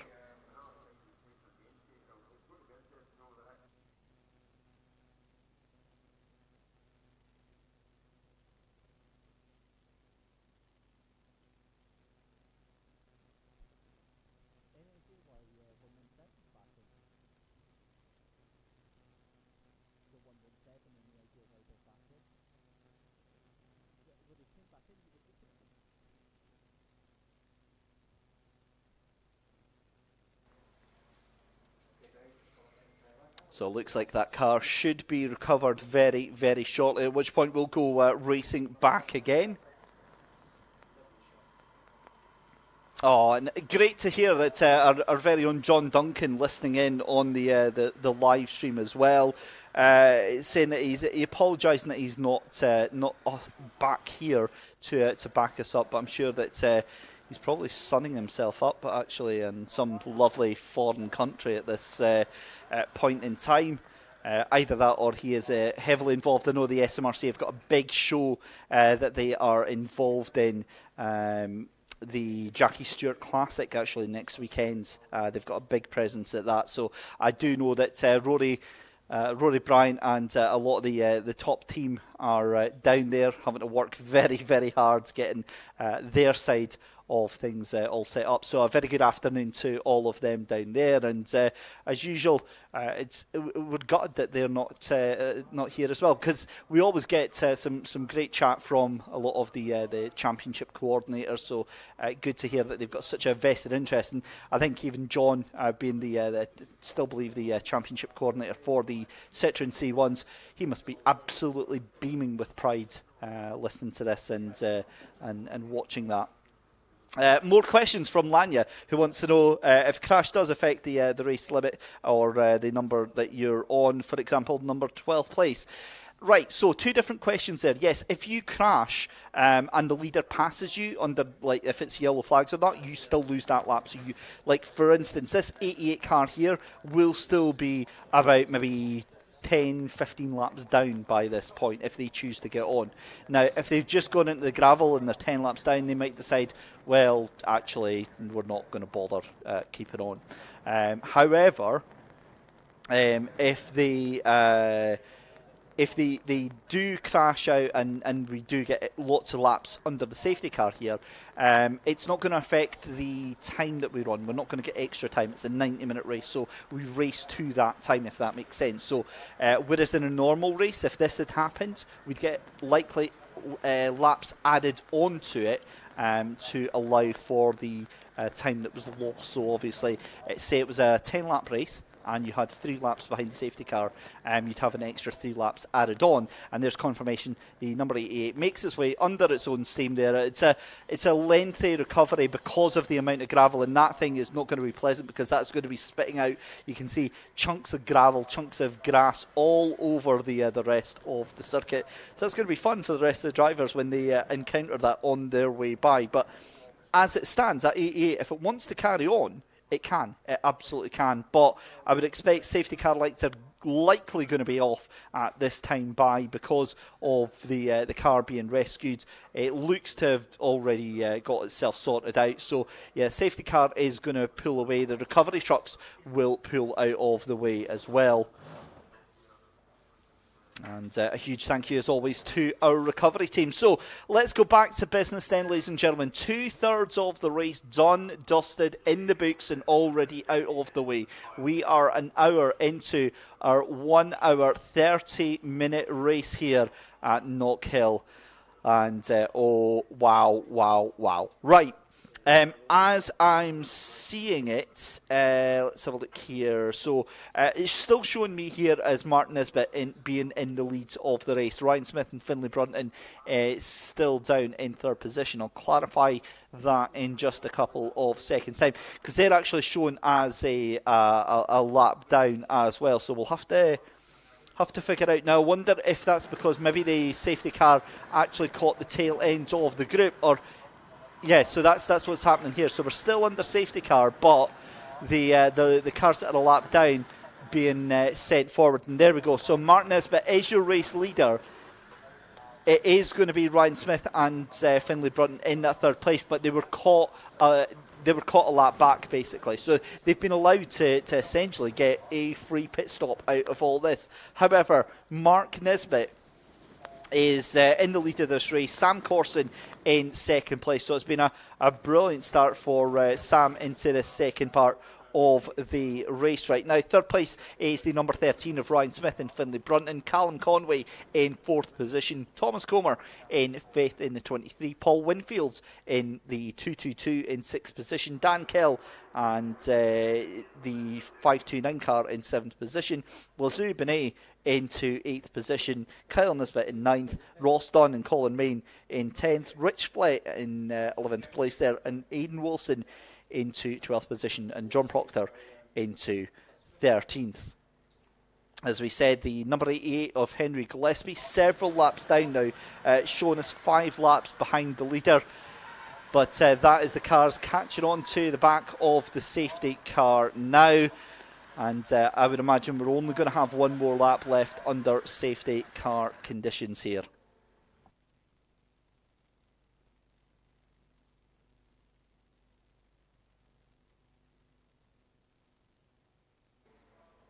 So the cars still having to work quite hard to catch up with the Honda Civic safety car here at Knockhill Racing Circuit, as we've only got 28 minutes left to go in this race. So this is now what these guys and girls are going to be accustomed to. This is going to be a full-on dash for the cash. And the thing is that all bets are off now, because we've had the idea, it's going to be a 90-minute endurance race. It's going to be a test of the driver's ability. Well, they've done that. They've done the pit stop. They've done the hardest part. They've done the best part of an hour now. 30 minutes, that is absolutely no skin off the nose of these drivers here. And it is just going to be straight up pushing for the end here. Just seeing the tail ends of these cars here. And safety car lights still on, so we're going to get another lap here, because the cars are having to try and catch their way up here.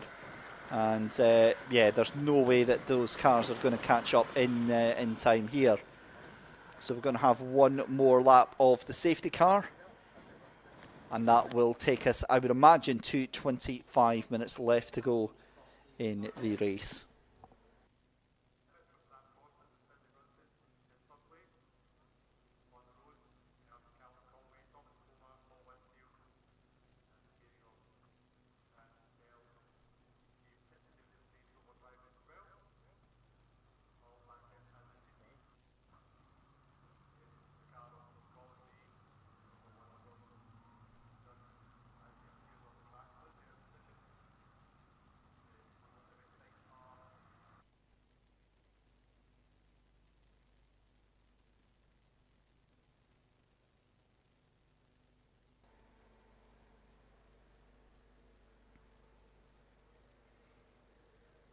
Cars making their way around then, and unless my eyes the lights are still on that safety car. In fact, they've just gone off just now.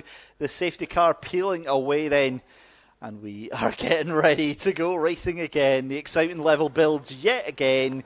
And there we go, the safety car peels away, and this is the thing, this is a huge issue for those cars caught further back, because they don't have the acceleration ability to catch on to the back of that train. They should have been a little bit more prepared for this, and we're seeing some big gaps opening up already. But as it stands at the front of the field, 25 minutes left to go in this 90-minute race, and Martin Nisbet is going to lead ahead of Sam Corson. They come up over the hill under the Beatson's Build Supply Bridge. The green flag waves, and we go racing once again here at Knockhill. And that is a 6-car fight for the lead of the race. Look at Thomas Gomer side by side with Paul Winfield as well. And that is a huge moment under braking. Sam Carson takes the lead of the race. High drama, 25 minutes left to go. But you get the feeling this is borrowed time. Have a look at that car behind. And if that is Finlay Brunton in that car, oh my goodness me, there are going to be some fireworks going on right now. And in fact, that is 2 positions lost for our former race leader, Martin Nisbet, down into 3rd position right now.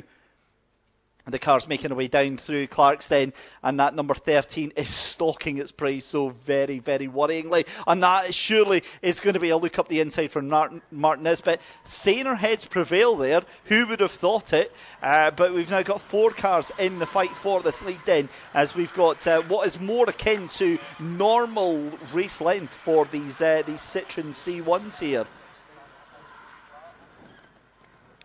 And Mr. Ninja Fish here, wondering why you can't hear too much of the cars. So what you need to do is you need to pop yourself down to Knockhill, because you really can't hear that much of the cars anyway. There is very little engine noise actually comes off of these cars for themselves, and that is going to be up the inside there. Have a look for the number 1 as well, but Sam Corson under huge pressure there. So Ross Dunn there is already up into, well, he's already a lap down, so we can ignore that little battle there. He made a move on Callum Conway, but as I said, that is not for position right now.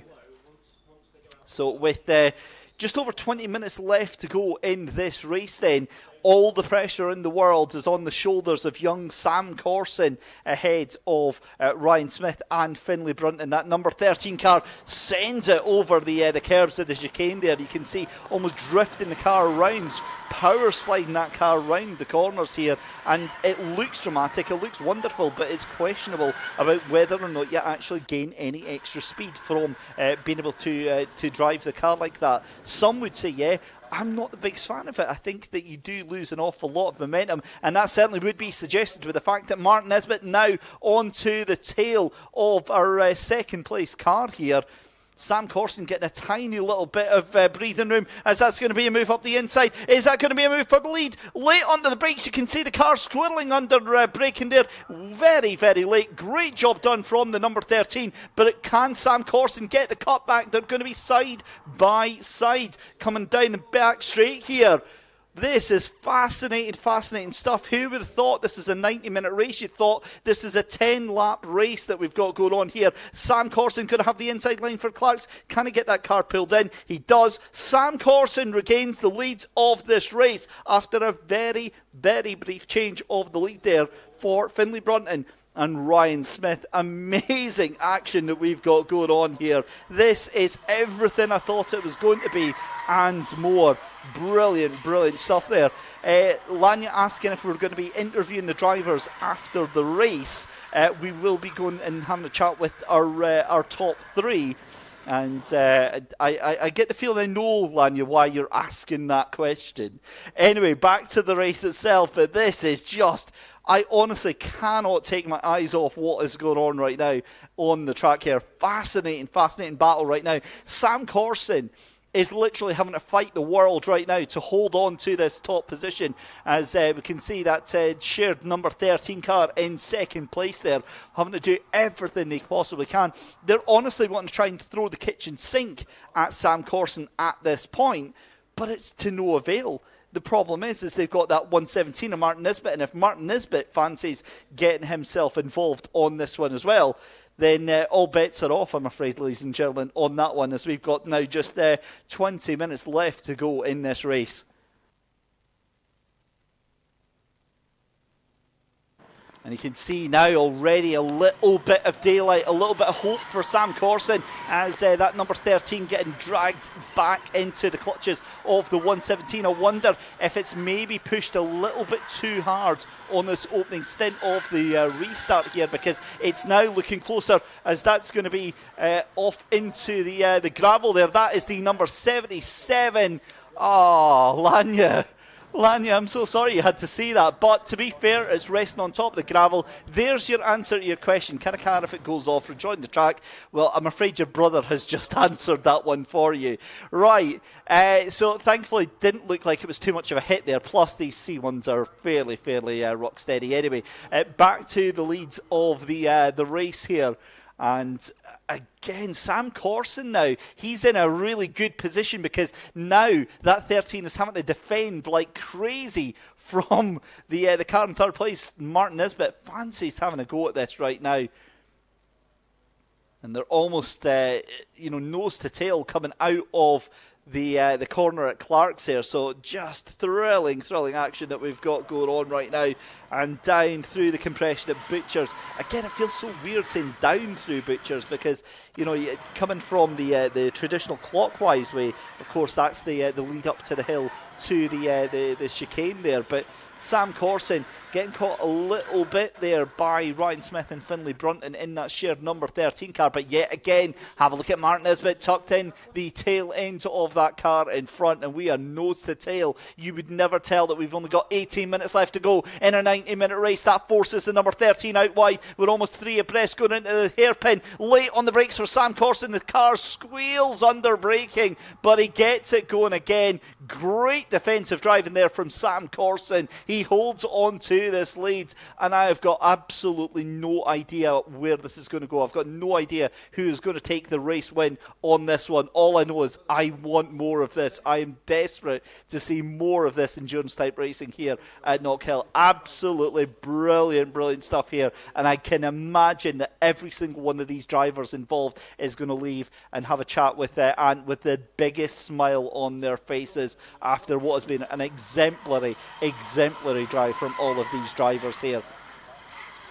17 minutes left to go in a 90-minute race here. Sam Corson leads the number 13 from Mark Nisbet, from Callum Conway in 4th, Thomas Comer in 5th, Paul Winfield in 6th position. The 529 is in 7th. Then it is Kyle Nisbet down in 8th position. Here we go again under the Beatson's Build and Supply Bridge. Can Mark Nisbet make this work right now? He's got the draft, he's got the toe. Again, Sam Corson looking much more comfortable. That's going to be a move to the outside again. Sam Corson forces him wide. Late on the brakes again, but again Sam Corson has the measure. But has he made that 13 vulnerable to Mark Nisbet in that 117? That's going to be the key question here, because it looked like Mark Nisbet got a brilliant run. Look at that, right onto the boot lid here.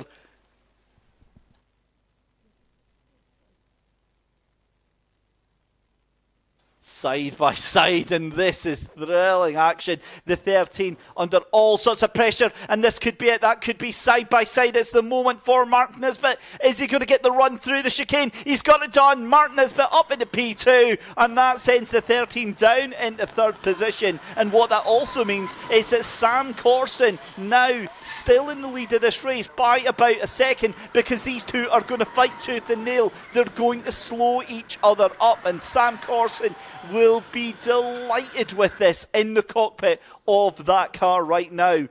Oh wow, you could not have scripted any of this whatsoever. But hold on to your hats, because we're not finished there. Not only is the 13 being dispatched with, but the 117 of Mark Nisbet going to try and outbrake Sam Corson round the outside of the first corner there. And it looks like Mark Nisbet actually wants to take this race win. He's not done. He's not happy. I'm not sure what that was, trying to go around the outside. Surely at Clark Corner, you can tell the heat soak starting to sink in, because that car's almost driven round the outside of him, forces him onto the outside at a braking point there, has to let off. And wow, this is starting to get a little bit sketchy. I'm getting a little bit worried. That's Mark Nisbet up the inside into the chicane, and that is going to be another change of the leads. Mark Nisbet retakes the lead change with just 15 minutes left to go. The 13 of Finlay Brunton and Ryan Smith, they're going to be wanting to get past this car as quickly as they possibly can. But my goodness me, how much drama have we had in the past 3.5 minutes there? In the past 2 laps, we've had 2 lead changes, and goodness knows what else. And Sam Corson fancies it again. That was a poor exit for Mark Nisbet. They're going to be side by side. Look at this. They're going to be late onto the brakes into turn 1. Has Sam Corson done it? He has. Oh, there's contact on the braking. That's going to be a moment. He's going to roll the car back. What a recovery. Almost from Sam Corson. Gets it going. Wow, that was intense to say the least. So glad that no other cars were involved there. But Sam Corson leaving with minimal damage out of that one. He'll be all the way back down in 4th position, but that could have been a hell of a lot worse for Sam Corson there. Oh my goodness me. The 117 then sent back into 3rd position. That now hands the leads of the race to the number 13 then of Mark Smith and Finlay Brunton. And I'm wondering if they have... Now, 2 things here. One is that I think they're overdriving this car massively right now. 2, they don't realise that number 1 car behind them of Ross Dunn isn't 1st position. you can tell from the way they're driving, they're overly aggressively driving that car. They don't realise that that number 1 car isn't for position here. That's a lapped car of Ross Dunn. I get the horrible feeling that 68 might be done. That 68 of Sam Corson might be having to retire from the race. We'll keep an eye on that. But that would be absolute heartbreak if it is. And the number 1, if Ross Dunn moves to the side, he wants no further part in this. But, wow, I mean, how much more drama can we possibly squeeze into the next 30 minutes? I guess we're about to find out live here on the SMRC live stream.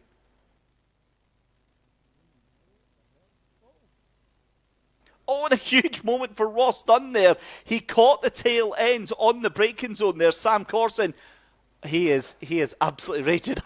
I don't know if you guys saw that at home, but all I saw from Sam Corson was a shake of the fist inside the cockpit. He is absolutely having none of this. Yeah, don't be surprised to see that car driving like a man possessed right now. But the number 13 ahead of the number 110 of Callum Conway, and Callum Conway still onto the back end of that number 13. Heat soak, again, is becoming such an issue here, and again, this is something these cars have never had to prepare for. So what heat soak is obviously, as the car gets hotter, the engine has less cool air available to put into the engine, and therefore it runs at a slightly lower performance than it normally would. Now, in real terms, it has a negligible effect when, say, you're driving on the motorway or things like that. But when you're in a race car, if you lose, say, 2, 3, 4 horsepower through heat soak, on a car that's only got 68 horsepower to begin with, you're sure you're going to notice it very, very quickly.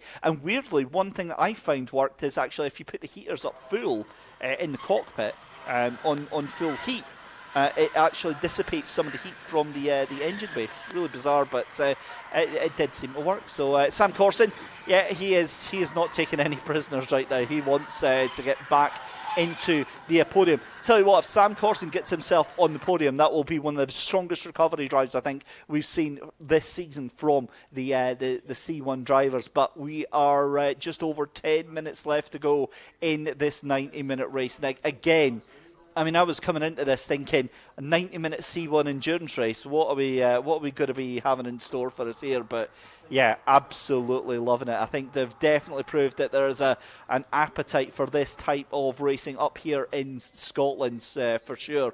But nonetheless, Ryan Smith and Finlay Brunton in that number 13, having to fight on as much as they possibly can to hold on to that lead, because have a look at Callum Conway and Mark Nisbet. They are now very, very close. You'd never say that this was an endurance race. As I said, this looks more like a sort of 10-lap sprint race right now, and I don't know why. I can't explain why that 13 is being caught as quickly as he is, but he is getting caught by Callum Conway and by Mark Nisbet. The question is, are they going to have enough to catch that up and make a move right now? I would say, yeah.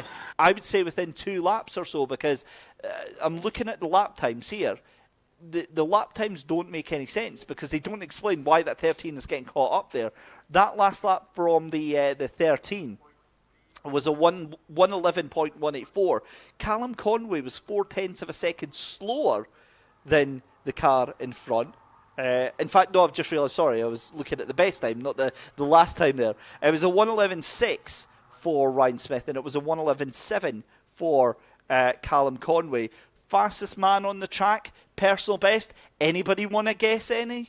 Sam Corson in the 68 in 4th place, 0.5 of a second faster than the 3 cars in front of him. Sam Corson, ladies and gentlemen, is on a charge, but he is 3.7 seconds behind your race leader. Now, given that we are lapping about 1 minute and 10 seconds, are we going to have enough time for him to catch up? I don't think so, but my God, is it going to make it entertaining. I think Mr. Corson has some scores to settle, and I'm sure that he's the consummate professional racing driver, but there might be some afters. That's all I'm going to say on that one. He's going to feel very much aggrieved that contact took him out of that race. However, let's have a look at what is going to happen here. I'm not a fan of this. Sam Corson fighting with Ross Dunn, and Ross Dunn is a lap down. So Ross Dunn really shouldn't be fighting for that position, because he's wrongly showing here, for me anyway, as still being on the lead lap, but he's not. So let's see how this one pans out then, as we go into under 10 minutes left to go. 8 minutes 45. And there we go with our race leader and top three coming through. There is Sam Corson. Now he's got a clear track. He can just charge his way. And again, fastest lap for Sam Corson. Fastest lap of the race. Oh my God, that was a car going airborne. That was Callum Conway taking the C1 Airways across the chicane there. That was a move and a half. I think that's what they call an artistic interpretation of track limits. Fastest lap of the race, last lap, Sam Corson, not just of the drivers, of the entire 63 laps we've done here, 111.126. Sam Corson, ladies and gentlemen, is not out of this by any stretch of the imagination. 8 minutes left to go, and that 13 of Ryan Smith and Finlay Brunton looks very, very, very vulnerable right now. Callum Conway in a fight with it, Martin Nisbet in a fight with it, and fourth place Sam Corson right on the tail end. I tell you what, like I say, you could not script this. You could not write this for a better finish for an endurance race. But have a look around the outside. That's surely going to be late onto the brakes there for third place of Martin Nisbet, trying to get that position done. But we're going to focus, rightfully so, on Sam Corson here. He is pushing hard and he is charging hard. Yet again, faster than everyone else on the circuit. 2/10 faster than Martin Nisbet, 3/10 faster than Callum Conway, 5/10 faster than your race leader, Ryan Smith and Finlay Brunton. The lad is on an absolute charge right now with just 7 minutes left to go here. I mean, I'm kind of worried to see what is going to happen with this, but yeah, this is awesome stuff. Anyway, outside the top four, Thomas Comer in fifth position, Paul Winfield in sixth, Dan Kell in seventh position. As we see a move up in for second place, is that going to be Martin Nisbet trying to make a move there? No, he thinks better of it, just keeps to the inside there. But that now means Sam Corson right with him. And this is going to be surely a move for third position. The first, you'd think, of many. Sam Corson, another fastest lap, 110.9. 8/10 faster than third place Martin Nisbet. It's a second faster than the two cars in the leads. Oh my goodness me. Sam Corson takes third position. So Sam Corson on the recovery drive takes the podium. Next target is going to be Callum Conway. Oh my goodness me.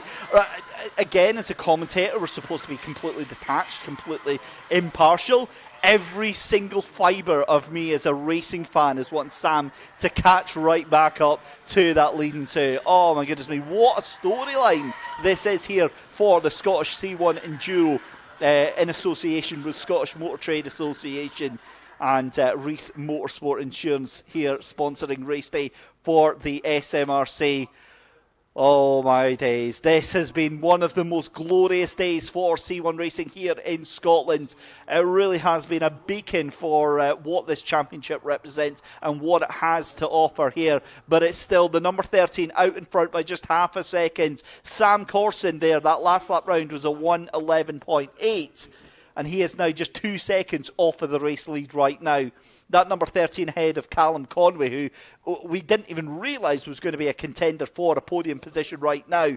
But Sam Corson still breathing right down the neck with just 5 minutes left to go in this race.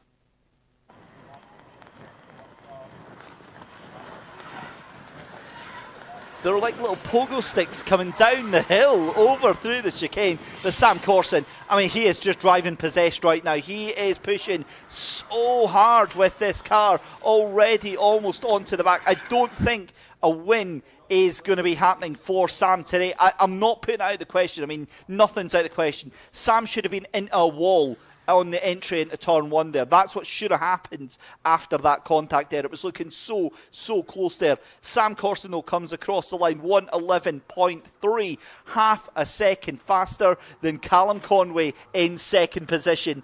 This is going to be an intense 3 laps left to go in the race. We've got 4 minutes left to go in the race here, and I just do not know where left to look here.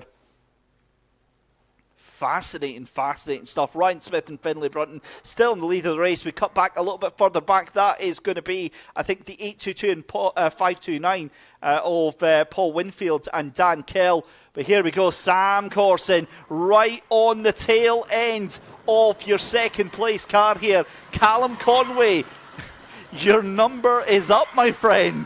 Do you dare? Are you kidding me? Sam Corson just power slid the car round the outside as you would on the entry into McIntyre's. I'm sorry, that is absolutely outrageous. We need to take a second here just to appreciate what we've just seen. That is a Citroen C1 power sliding on the inside of a corner to take a position. Sam Corson, ladies and gentlemen, second position.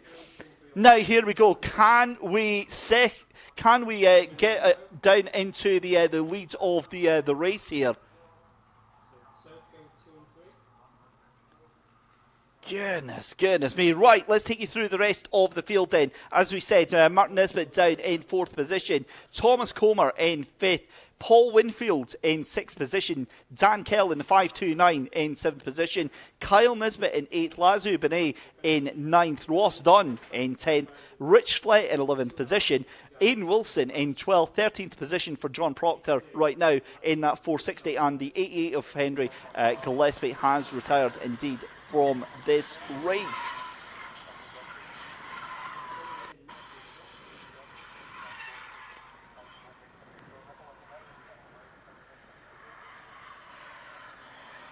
So it looks like just 2 laps left to go here. We've got 2 minutes left in the race. And we'll wait to see when that last lap board is going to get held out. I would imagine it's going to be held out in, I would imagine next time round. But we'll certainly see, because it could be the 90 minutes plus 1. But as we said, we'll wait with bated breath. We've got a little bit of action further down there. That's side by side. I believe that is Paul Winfield and Dan Kell again coming across the line just now. Indeed it is. So great little fight going on for 6th and 7th position. And it looks like it's going to be on the inside of the corner there for Paul Winfield.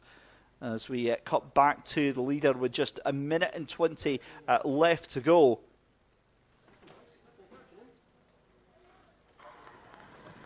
And of course, we don't get updates about who is actually in the car just now. So a huge thank you to Matt Ratcliffe for pointing out that it's actually James Hitchin that's driving the 529 at the moment, taking over from Dan Kell just now. So a huge thank you for that one. With the cars coming up across the line then, and I think we're going to get yet another lap after this. We've got 50 seconds left to go. And a last lap board held out then, so this looks like it's going to be the last lap then of the race here. Ryan Smith just ahead of Sam Corson. And again, making no apologies for focusing on this incredible recovery drive from Sam Corson, who was at one point leading the race for, what felt like an eternity. A little bit of contact on the entry into turn 1 sent him down into 5th position, and he's worked, faultlessly. It's so hard to try and recover this drive here, and we've got no idea where this pace has come from. It's like an absolute man-possessed right now, and again, it's just a case of seeing exactly how this all pans out. But down into McIntyre's for the final time of asking for these cars then. It's been an amazing race. We've enjoyed every single second. We hope you've enjoyed it as well at home. A highlight of the day, but it's going to be out the final corner then for Ryan Smith and Finlay Brunton in that number 13 car. It's going to be an exemplary race. Checker flag comes out. Race win for our first ever enduro race here for the C1s. Second place for Sam Corson in the 68. Third place is going to be Callum Conway in the 110. Now, I'm going to hold that second thought for just a second, because Sam Corson has immediately dropped down in the race order, and that usually means one of two things. That usually means that he's had a time penalty applied onto him. So we'll double check what that is, but certainly as he crossed the line, he instantly dropped down the order there. So again, we'll have to check what the final official standings of that were, but a stunning end to a 90-minute endurance race there.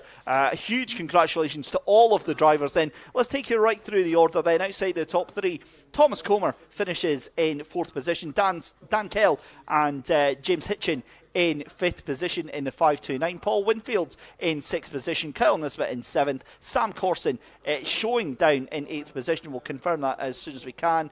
Lazou Benet is showing in 9th. Ross Dunn and Colin Main in 10th position. Rich Flett in 11th. Ian Wilson in 12th position.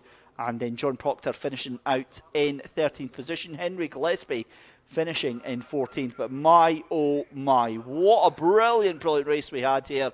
Really enjoyed that feature. As I said, I hope you all enjoyed that at home there, because yeah, it was an absolute ball. Like I said, as somebody who's been pestering all of the drivers and all of the organisers to get an endurance race up here, that was everything I thought it would be, and oh, so much more. Wasn't expecting all of that drama with the top 4 there.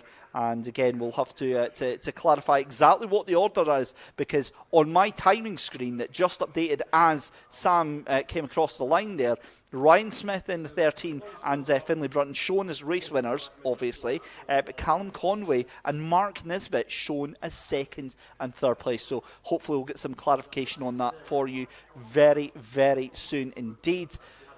But wow, I mean, where do we go with that? Rightfully so to see the drivers getting a big round of applause as they head into pit lane there and make their way through the holding area as well. We'll take a short break for a couple of minutes, and when we return, we'll be joining Anthony into to pit lane with some interviews from our drivers.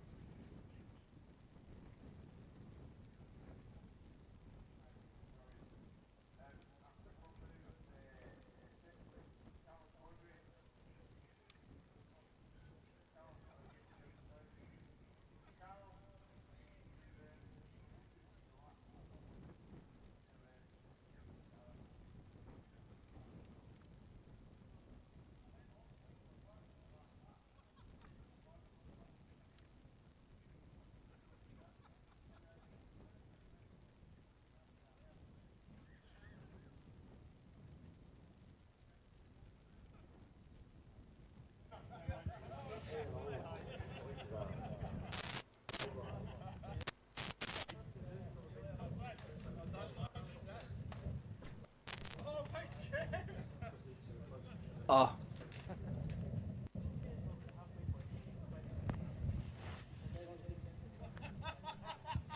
So down in pit lane then we can see our intrepid Anthony with some of the drivers. Anthony, take it away. Thank you very much, Dave. When somebody told me about a 90-minute C1 race, I wasn't sold, but my God, that was epic. And the winner, Finlay Brunson, that was something else, wasn't it? Wow. Ryan had the easy part. I thought Ryan done the hard part. And then I got in the car and it seemed to get a lot harder. But chuffed. Absolutely brilliant. Good racing. I enjoyed the racing. Really clean, really fun. And definitely, you know, opened my eyes a bit that maybe I'm not as fit as what I once was.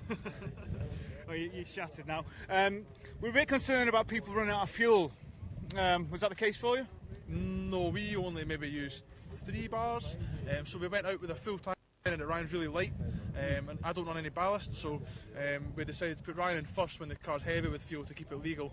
And obviously that'd be the quickest way around of doing it as well. And then I get in the car heavier when the car's lighter with fuel for the kind of best average weight, as light as possible and as legal as possible. Attention to the battle behind you? Yes. Yes. He was getting closer and closer, wasn't he? Yeah. I was kind of in 2 minds whether to... So towards the end there, I was kind of fighting with Conway. I think I was suffering a bit up the straights because I had a heavy fuel load still on there, and I was in 2 minds whether to just keep on going as fast as I could to try and gap him, or to maybe actually just slow up and try and back him into the car in 3rd place. But I think luckily Mark managed to catch up there, and they started having a wee scrap of themselves by themselves, and then Sam Corson appeared back out of nowhere in my mirrors as well. So yeah, it was a good place to watch from, but I was glad that it was from a distance. Right, well done, congratulations. You got a win on the first endurance race of the C1. Go and enjoy it. Thank you very much. Okay, thank you very much, Finlay. I'm looking for some other drivers. I think they're over there still. Oh, one's coming. I'll wait here for him. Oh, they're both coming actually. So we'll get a word with our top 3. As they come running down. Oh, wind's picking up now.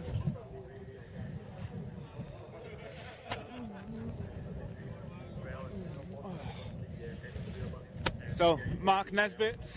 How are you doing? I'm all right, Mark. How are you after all that? That was brilliant. That was a really good race.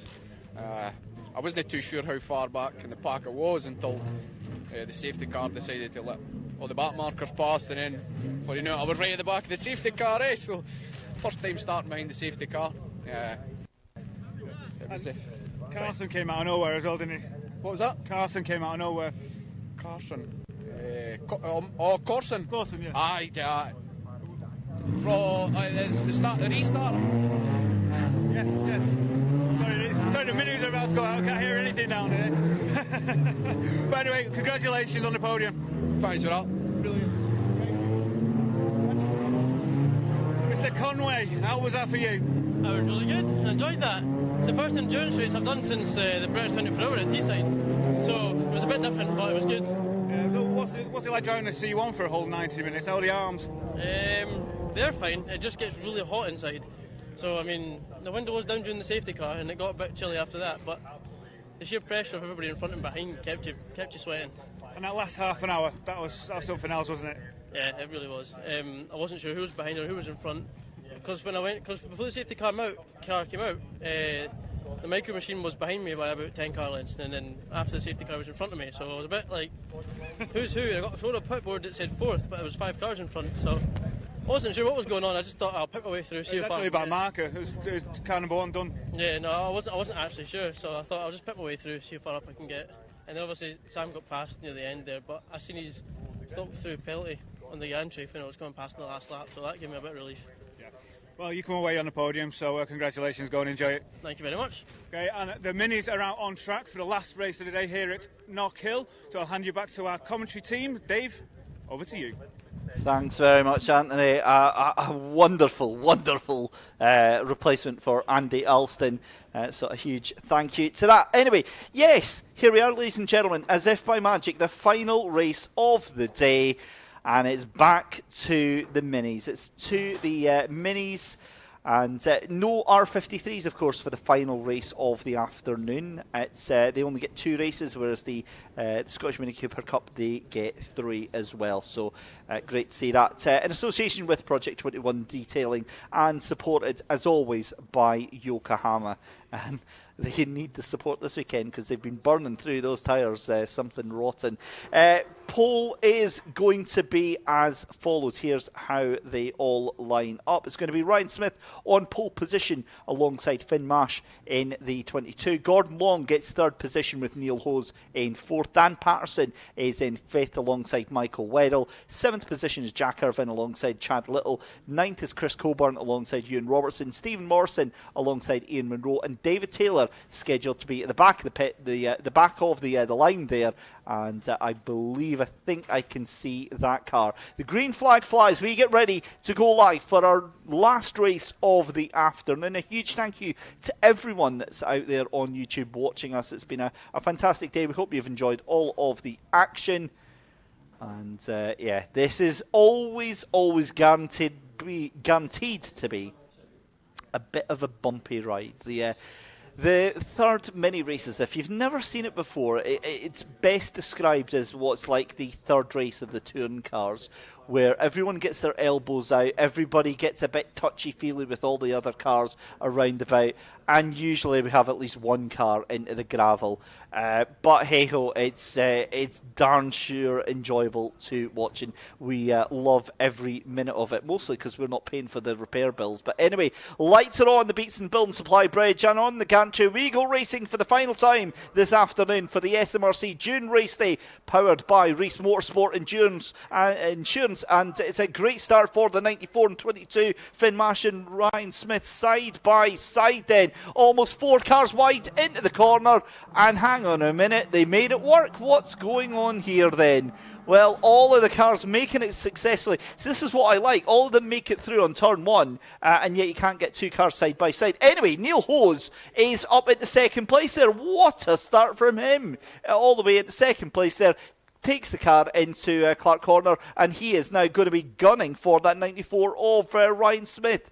But that also means that Finn Marsh is getting sent backwards at a rate of knots. 4 cars wide into the chicane, because of course, why not? And again, they sort themselves all out. It's all very prim and proper and organised from all of these drivers here.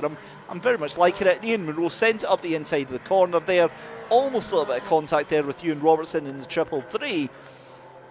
I'm quite liking this. I'm getting a little bit spoiled by how clean this racing is just now. More of this, please. Thank you very much, gentlemen. Do you know what it is? They've been watching the C1s battling it out for 90 minutes and think, right, okay, we better start behaving like this. Michael Weddell makes an absolutely wild move out to the outside there. There was never any chance of that actually doing anything. But the 22 of Finn Marsh gets suitably spooked and decides to go and cover him off, whereas realistically, I think he was closer to actually catching on to the back of Neil Hose. However, the 94 of Ryan Smith still in the lead of this race. You get a feeling that it's on borrowed time, because have a look at Neil Hose breathing down the neck of that number 94 right now, and this is looking very, very promising for the 111. Further down the order then, in 5th position it's Gordon Long. 6th position is Dan Patterson. Jack Irvin in 7th. Chad Little in 8th. Ewan Robertson in 9th.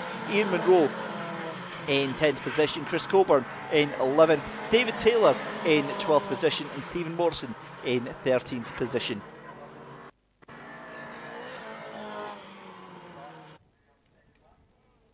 Side by side as you do for the race lead coming under the Beatson's Building Supply Bridge. A little bit of pressure onto Neil Hose on the inside, but surely Hose is going to have this position done, and dusted he does. And Neil Hose takes the lead of the race then and sends the 94 back into the clutches of Finn Marsh and Michael Weddell behind as well. And of course, remember, big championship points to consider at the end of this race for the championship as we head into the halfway point of the season already, just like that. Down into Clark Corner then, Neil Hose takes a little bit of curb on the inside there, but you've got to think that he's looking very comfortable to take this lead right now. Jack Irvin and Michael Weddell side by side on the track there. I'm not sure I like where this one is going. It's a little bit of deja vu right now. But anyway, Jack Irvin straight out of I'm pretty sure we had Jack Irvin in these C1s as well. That's it's going to be a turn up for the books if he's done 45 minutes in the C1 and then straight back into a mini. But as it stands, it's still a race lead for Neil Hose right now. And that looks like Finn Mash is trying to get around the outside there of Ryan Smith. Indeed, Ryan Smith gets sent down to third position. Michael Weddle feels like getting a little bit fortuitous in there. He tries to take that third position there, tries to get that job done, can't quite make it happen. Jack Irvine looking one way then the other, almost forced onto the grass by Michael Weddle, and Weddle has been caught napping there by Jack Irvine as he tries to go around the outside here into the Clark corner. And you get the feeling this is not going to end too well. It doesn't for Jack Irvine. Thankfully, they think better of it. And Gordon Long has now got to watch out because he's got Daniel Patterson breathing down his neck as well. In fact, Dan Patterson makes a beautiful move on the brakes into the chicane then to take up into that sixth position there, as does Chad Little. So Gordon Long going backwards right now. And again, it's all about the momentum. That is what these races are all about just now. As we cut back to having a look at Neil Hose, still going to be Ryan Smith in second place then. Finn Mash in that third position with Michael Weddle down in fourth right now. And it's into the corner then for Michael Weddle, takes that third position, shows the number 22 to the outside. That was a clean move there from Michael Weddle. This isn't his first time at the rodeo, and you can absolutely be sure on that one. The number 94 then of Ryan Smith is going to be next in the target for him. And that is allowing Neil Hose to get a little bit of breathing room between him and the rest of the field here. But just another 5 laps left to go in this final race. And I tell you what, this is flying by compared to the C1 race. That went by pretty quickly, and this is going by even quicker just now. But Neil Hose looking very, very comfortable. You've got to say so is Ryan Smith, looking very happy in that second position there. David Taylor has made his way up into 12th position, so he's got a position over Stephen Morrison. Chris Coburn up into 9th position as well. Side by side then, Michael Weddle on the inside of the number 94 of Ryan Smith. As cool, calm, collected as you like. 22 fancies a little bit of this as well.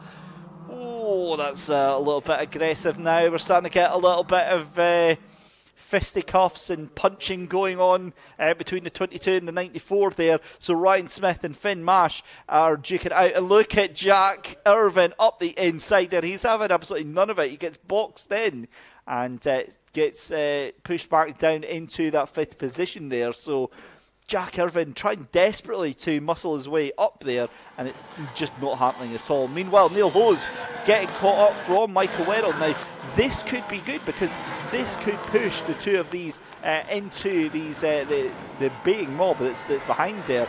Jack Irvine under all sorts of pressure now from the number 18 of Daniel Patterson, who set the fastest lap of the race there. Set a 1:03.131. So fastest lap out of all the drivers there. But Michael Weddle right onto the back end of your race leader Neil Hose, and you've got a car pulling off. That is the 22. So Finn Mash has done it. Oh, and that's contact with the treble one. That was a slow car around the outside there. So Neil Hose has broken something on that car, caught Michael Weddle completely unaware, and there's steering damage. The front left of that car is absolutely buckled. Weddle's day is done, and that was completely accidental. There was no way he could have seen that car. There was no way he could have seen that happening. And that front left axle of that car is completely broken. So that car is going to have to retire into the pits then. 3 laps left to go. And that is absolute heartbreak for Michael Weddle. It's the way that it goes sometimes. But what a dramatic turn of events there. Ryan Smith then surely is going to be in the lead of the race. And I tell you what, that means now that Jack Irvine has a sniff of taking the lead of this race. But oh my goodness me, you just cannot write this stuff. Ryan Smith in the lead from Daniel Patterson. Jack Irvine in that 3rd position there. And what happened was, so Neil Hose ended up going slowly, obviously having a mechanical issue, had to pull to the inside, completely unsighted by Michael Weddle, who didn't realise he was having a problem, ran straight over the back of him. The car launched itself into the air and broke its front left steering rack. So, oh my goodness me.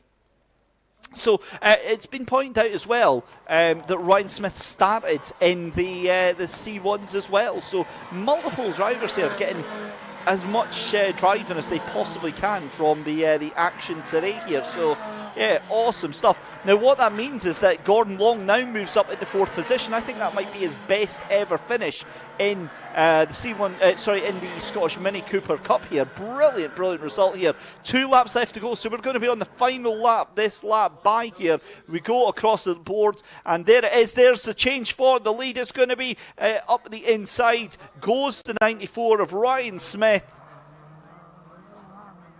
Beautiful move, change for the lead. Ryan Smith takes the lead from Dan Patterson. Jack Irvine still fancies a shot in this 3rd position just now, but it is back to how it was as Ryan Smith regains the lead of this race here.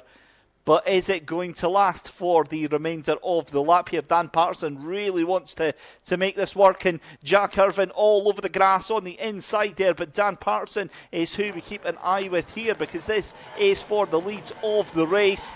Down into McIntyre's, and then going to be on the run up the hill for the final time of Askin here. What a race this has been for the Scottish Mini Cooper Cup. They've loved every second of it, so have we. Comes across the line. Unbelievable. I don't believe what I've just seen here. Has that changed? Ryan Smith just held on to that from Daniel Patterson over the end there. I thought that was going to be a done deal. But my goodness me, Jack Irvine in 3rd place there. 4th place goes to Gordon Long. Chad Little in 5th position, Neil Hose in 6th, Ian Munro in 7th position, Chris Coburn in 8th, Ewan Robertson in 9th, David Taylor gets another wicked result for him, 10th position, Stephen Morrison in 11th, Michael Weddle in 12th position, and Finn Mash in 13th position. What a great race that was. Really enjoyed that. Oh, and there's a fire for Ryan Smith. There's what looks like his front right brake has just exploded, and well, that is going to be an absolutely shocking for Ryan Smith. Now, it looked like that tyre just caught on fire there. The front right brakes just absolutely went, and he is understandably furious with that. You can see there, that's what it looked like happened there. Just a big ball of flame coming from that front right. And wow, that is a scary moment for that. It's a burning car, why are you opening the bonnet? Yeah, it has. So what I've just realised is that, of course, we realise the time screens show that it's all over. They show that Ryan Smith has won the race, but the checkered flag again for the 2nd time out, they didn't get the message.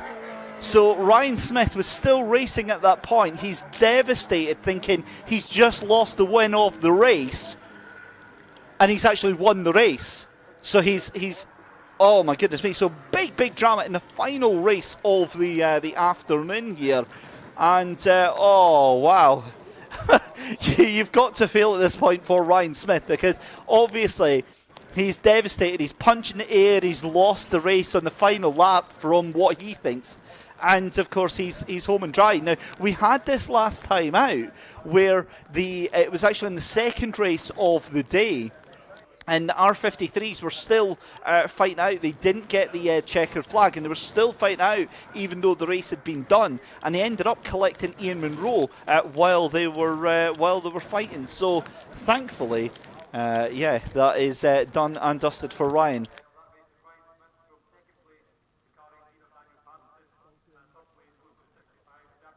So just waiting for the cars to make their way into pit lane there, ladies and gentlemen. A huge thank you to everyone that has been watching today. What an enjoyable event. It's been fantastic to have you on board with us today. Really enjoyed every single moment of that thrilling day, especially that 90-minute endurance race. That was really good to see.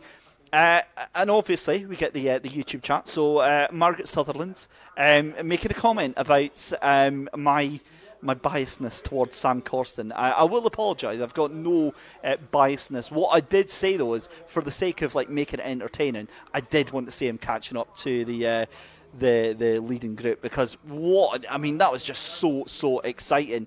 If anything, it was definitely just an unbelievable finish. But it didn't matter, because Sam Corsten ended up getting a stop-go penalty towards the end. If anything, my vested interest was going to be in Lizu Benet, because of the lovely Lanya in YouTube chat giving us all the wonderful questions throughout the day. Anyway, just unfortunate we saw Lizu going into the gravel at the exit of McIntyre's. But nonetheless, we will be getting our rather athletic and nimble pit lane commentator, Anthony, out there as soon as he can run. As the bit of banter there is that I'm actually watching him here in the comms box. But there we go. That is us done and dusted for today, ladies and gentlemen. Thank you very much for joining us so far. Stick around, because we're going to have post-race interviews. I think Ryan Smith will be an entertaining guy to have a chat with. He'll take a little while in getting up. But as always, a huge thank you as well to the wonderful Orange Army, the marshals that are out there that make these days happen. Not because I've got one of them actually in the commentary box with us just now, just having a bit of a chat. But there we go. That is also a chance to say a huge thank you to the circuit staff here at Knockhill as well. And of course, we have to say a huge thank you to our fantastic staff at the SMRC as well, who do a lot of work behind the scenes, getting everything organised and on the go. So we're going to go quiet while we wait for interviews to go into pit lane.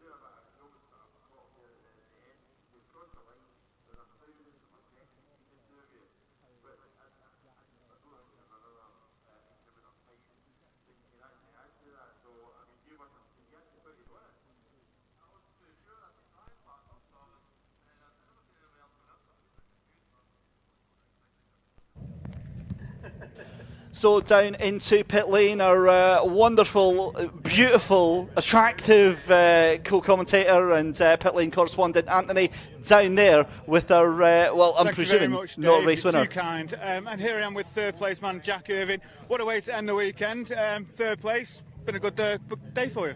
Yeah, 2 podiums and fifth, so happy enough for that. Are you enjoying the reverse circuit? Yeah, it's good. Spice it up a bit, so it does. Instead of driving the same way all the time. Yeah, what's it like piling into that hairpin with all those other minis? It gets tight down in there, so it does. And, pretty blind down around the chicane and Clark's as well. And what's that done for your championship? It's halfway through the season now, so all points are important. Yeah, we've won all the newcomers races, so we're leading that. I was sitting in third in the main championship. I'd say it was still our third or thereabouts. So good points anyway. Just have to keep scoring high. I certainly do. And it's difficult here with all those other minis. Rain's coming down now, actually, isn't it? What's been your thoughts overall this weekend? It's been good. We've never raced that track before, so... Oh, you've never done it? No, we've never done the reverse, so we learned that yesterday, and then it was raining yesterday, so that didn't help either. And then there were 3 dry races a day, more or less, so it was good racing too. Close, tight, maybe too close too. Oh, it's always great to watch from a spectator's point of view. So well done, go and enjoy the 3rd place. Thank you. Cheers. And Mr. Patterson isn't on his way down just yet. I think he's gone back to his car. I did ask him to. But for now, I'll hand you back to Dave, and he can wrap up the day. Thanks very much there, Anthony. So there we go, ladies and gentlemen. A huge thank you very much for everyone watching out there at home. We hope you enjoyed all of that as much as we did. And my goodness me, all the drama, all of the storylines to talk about going into the next round. Of course, the next round of the championship, we go away. We're away on holiday. We're going down to Cadwell Park on the 16th of July, but we return back up here at Knockhill on the 21st of August, where we pay guest and pay host to the Scottish legends as well. A huge thank you to all the team behind the scenes here at AJK TV. It's been a huge privilege as always. I've been David Christate taking you through all of the action. A huge thank you to Malcolm Smith joining me for the Scottish Classic Sports and Saloons, and a huge thank you to Reese Motorsport Insurance for being such wonderful partners of the Scottish Motor Racing Club. Until next time, thanks very much for watching, and we'll see you next time.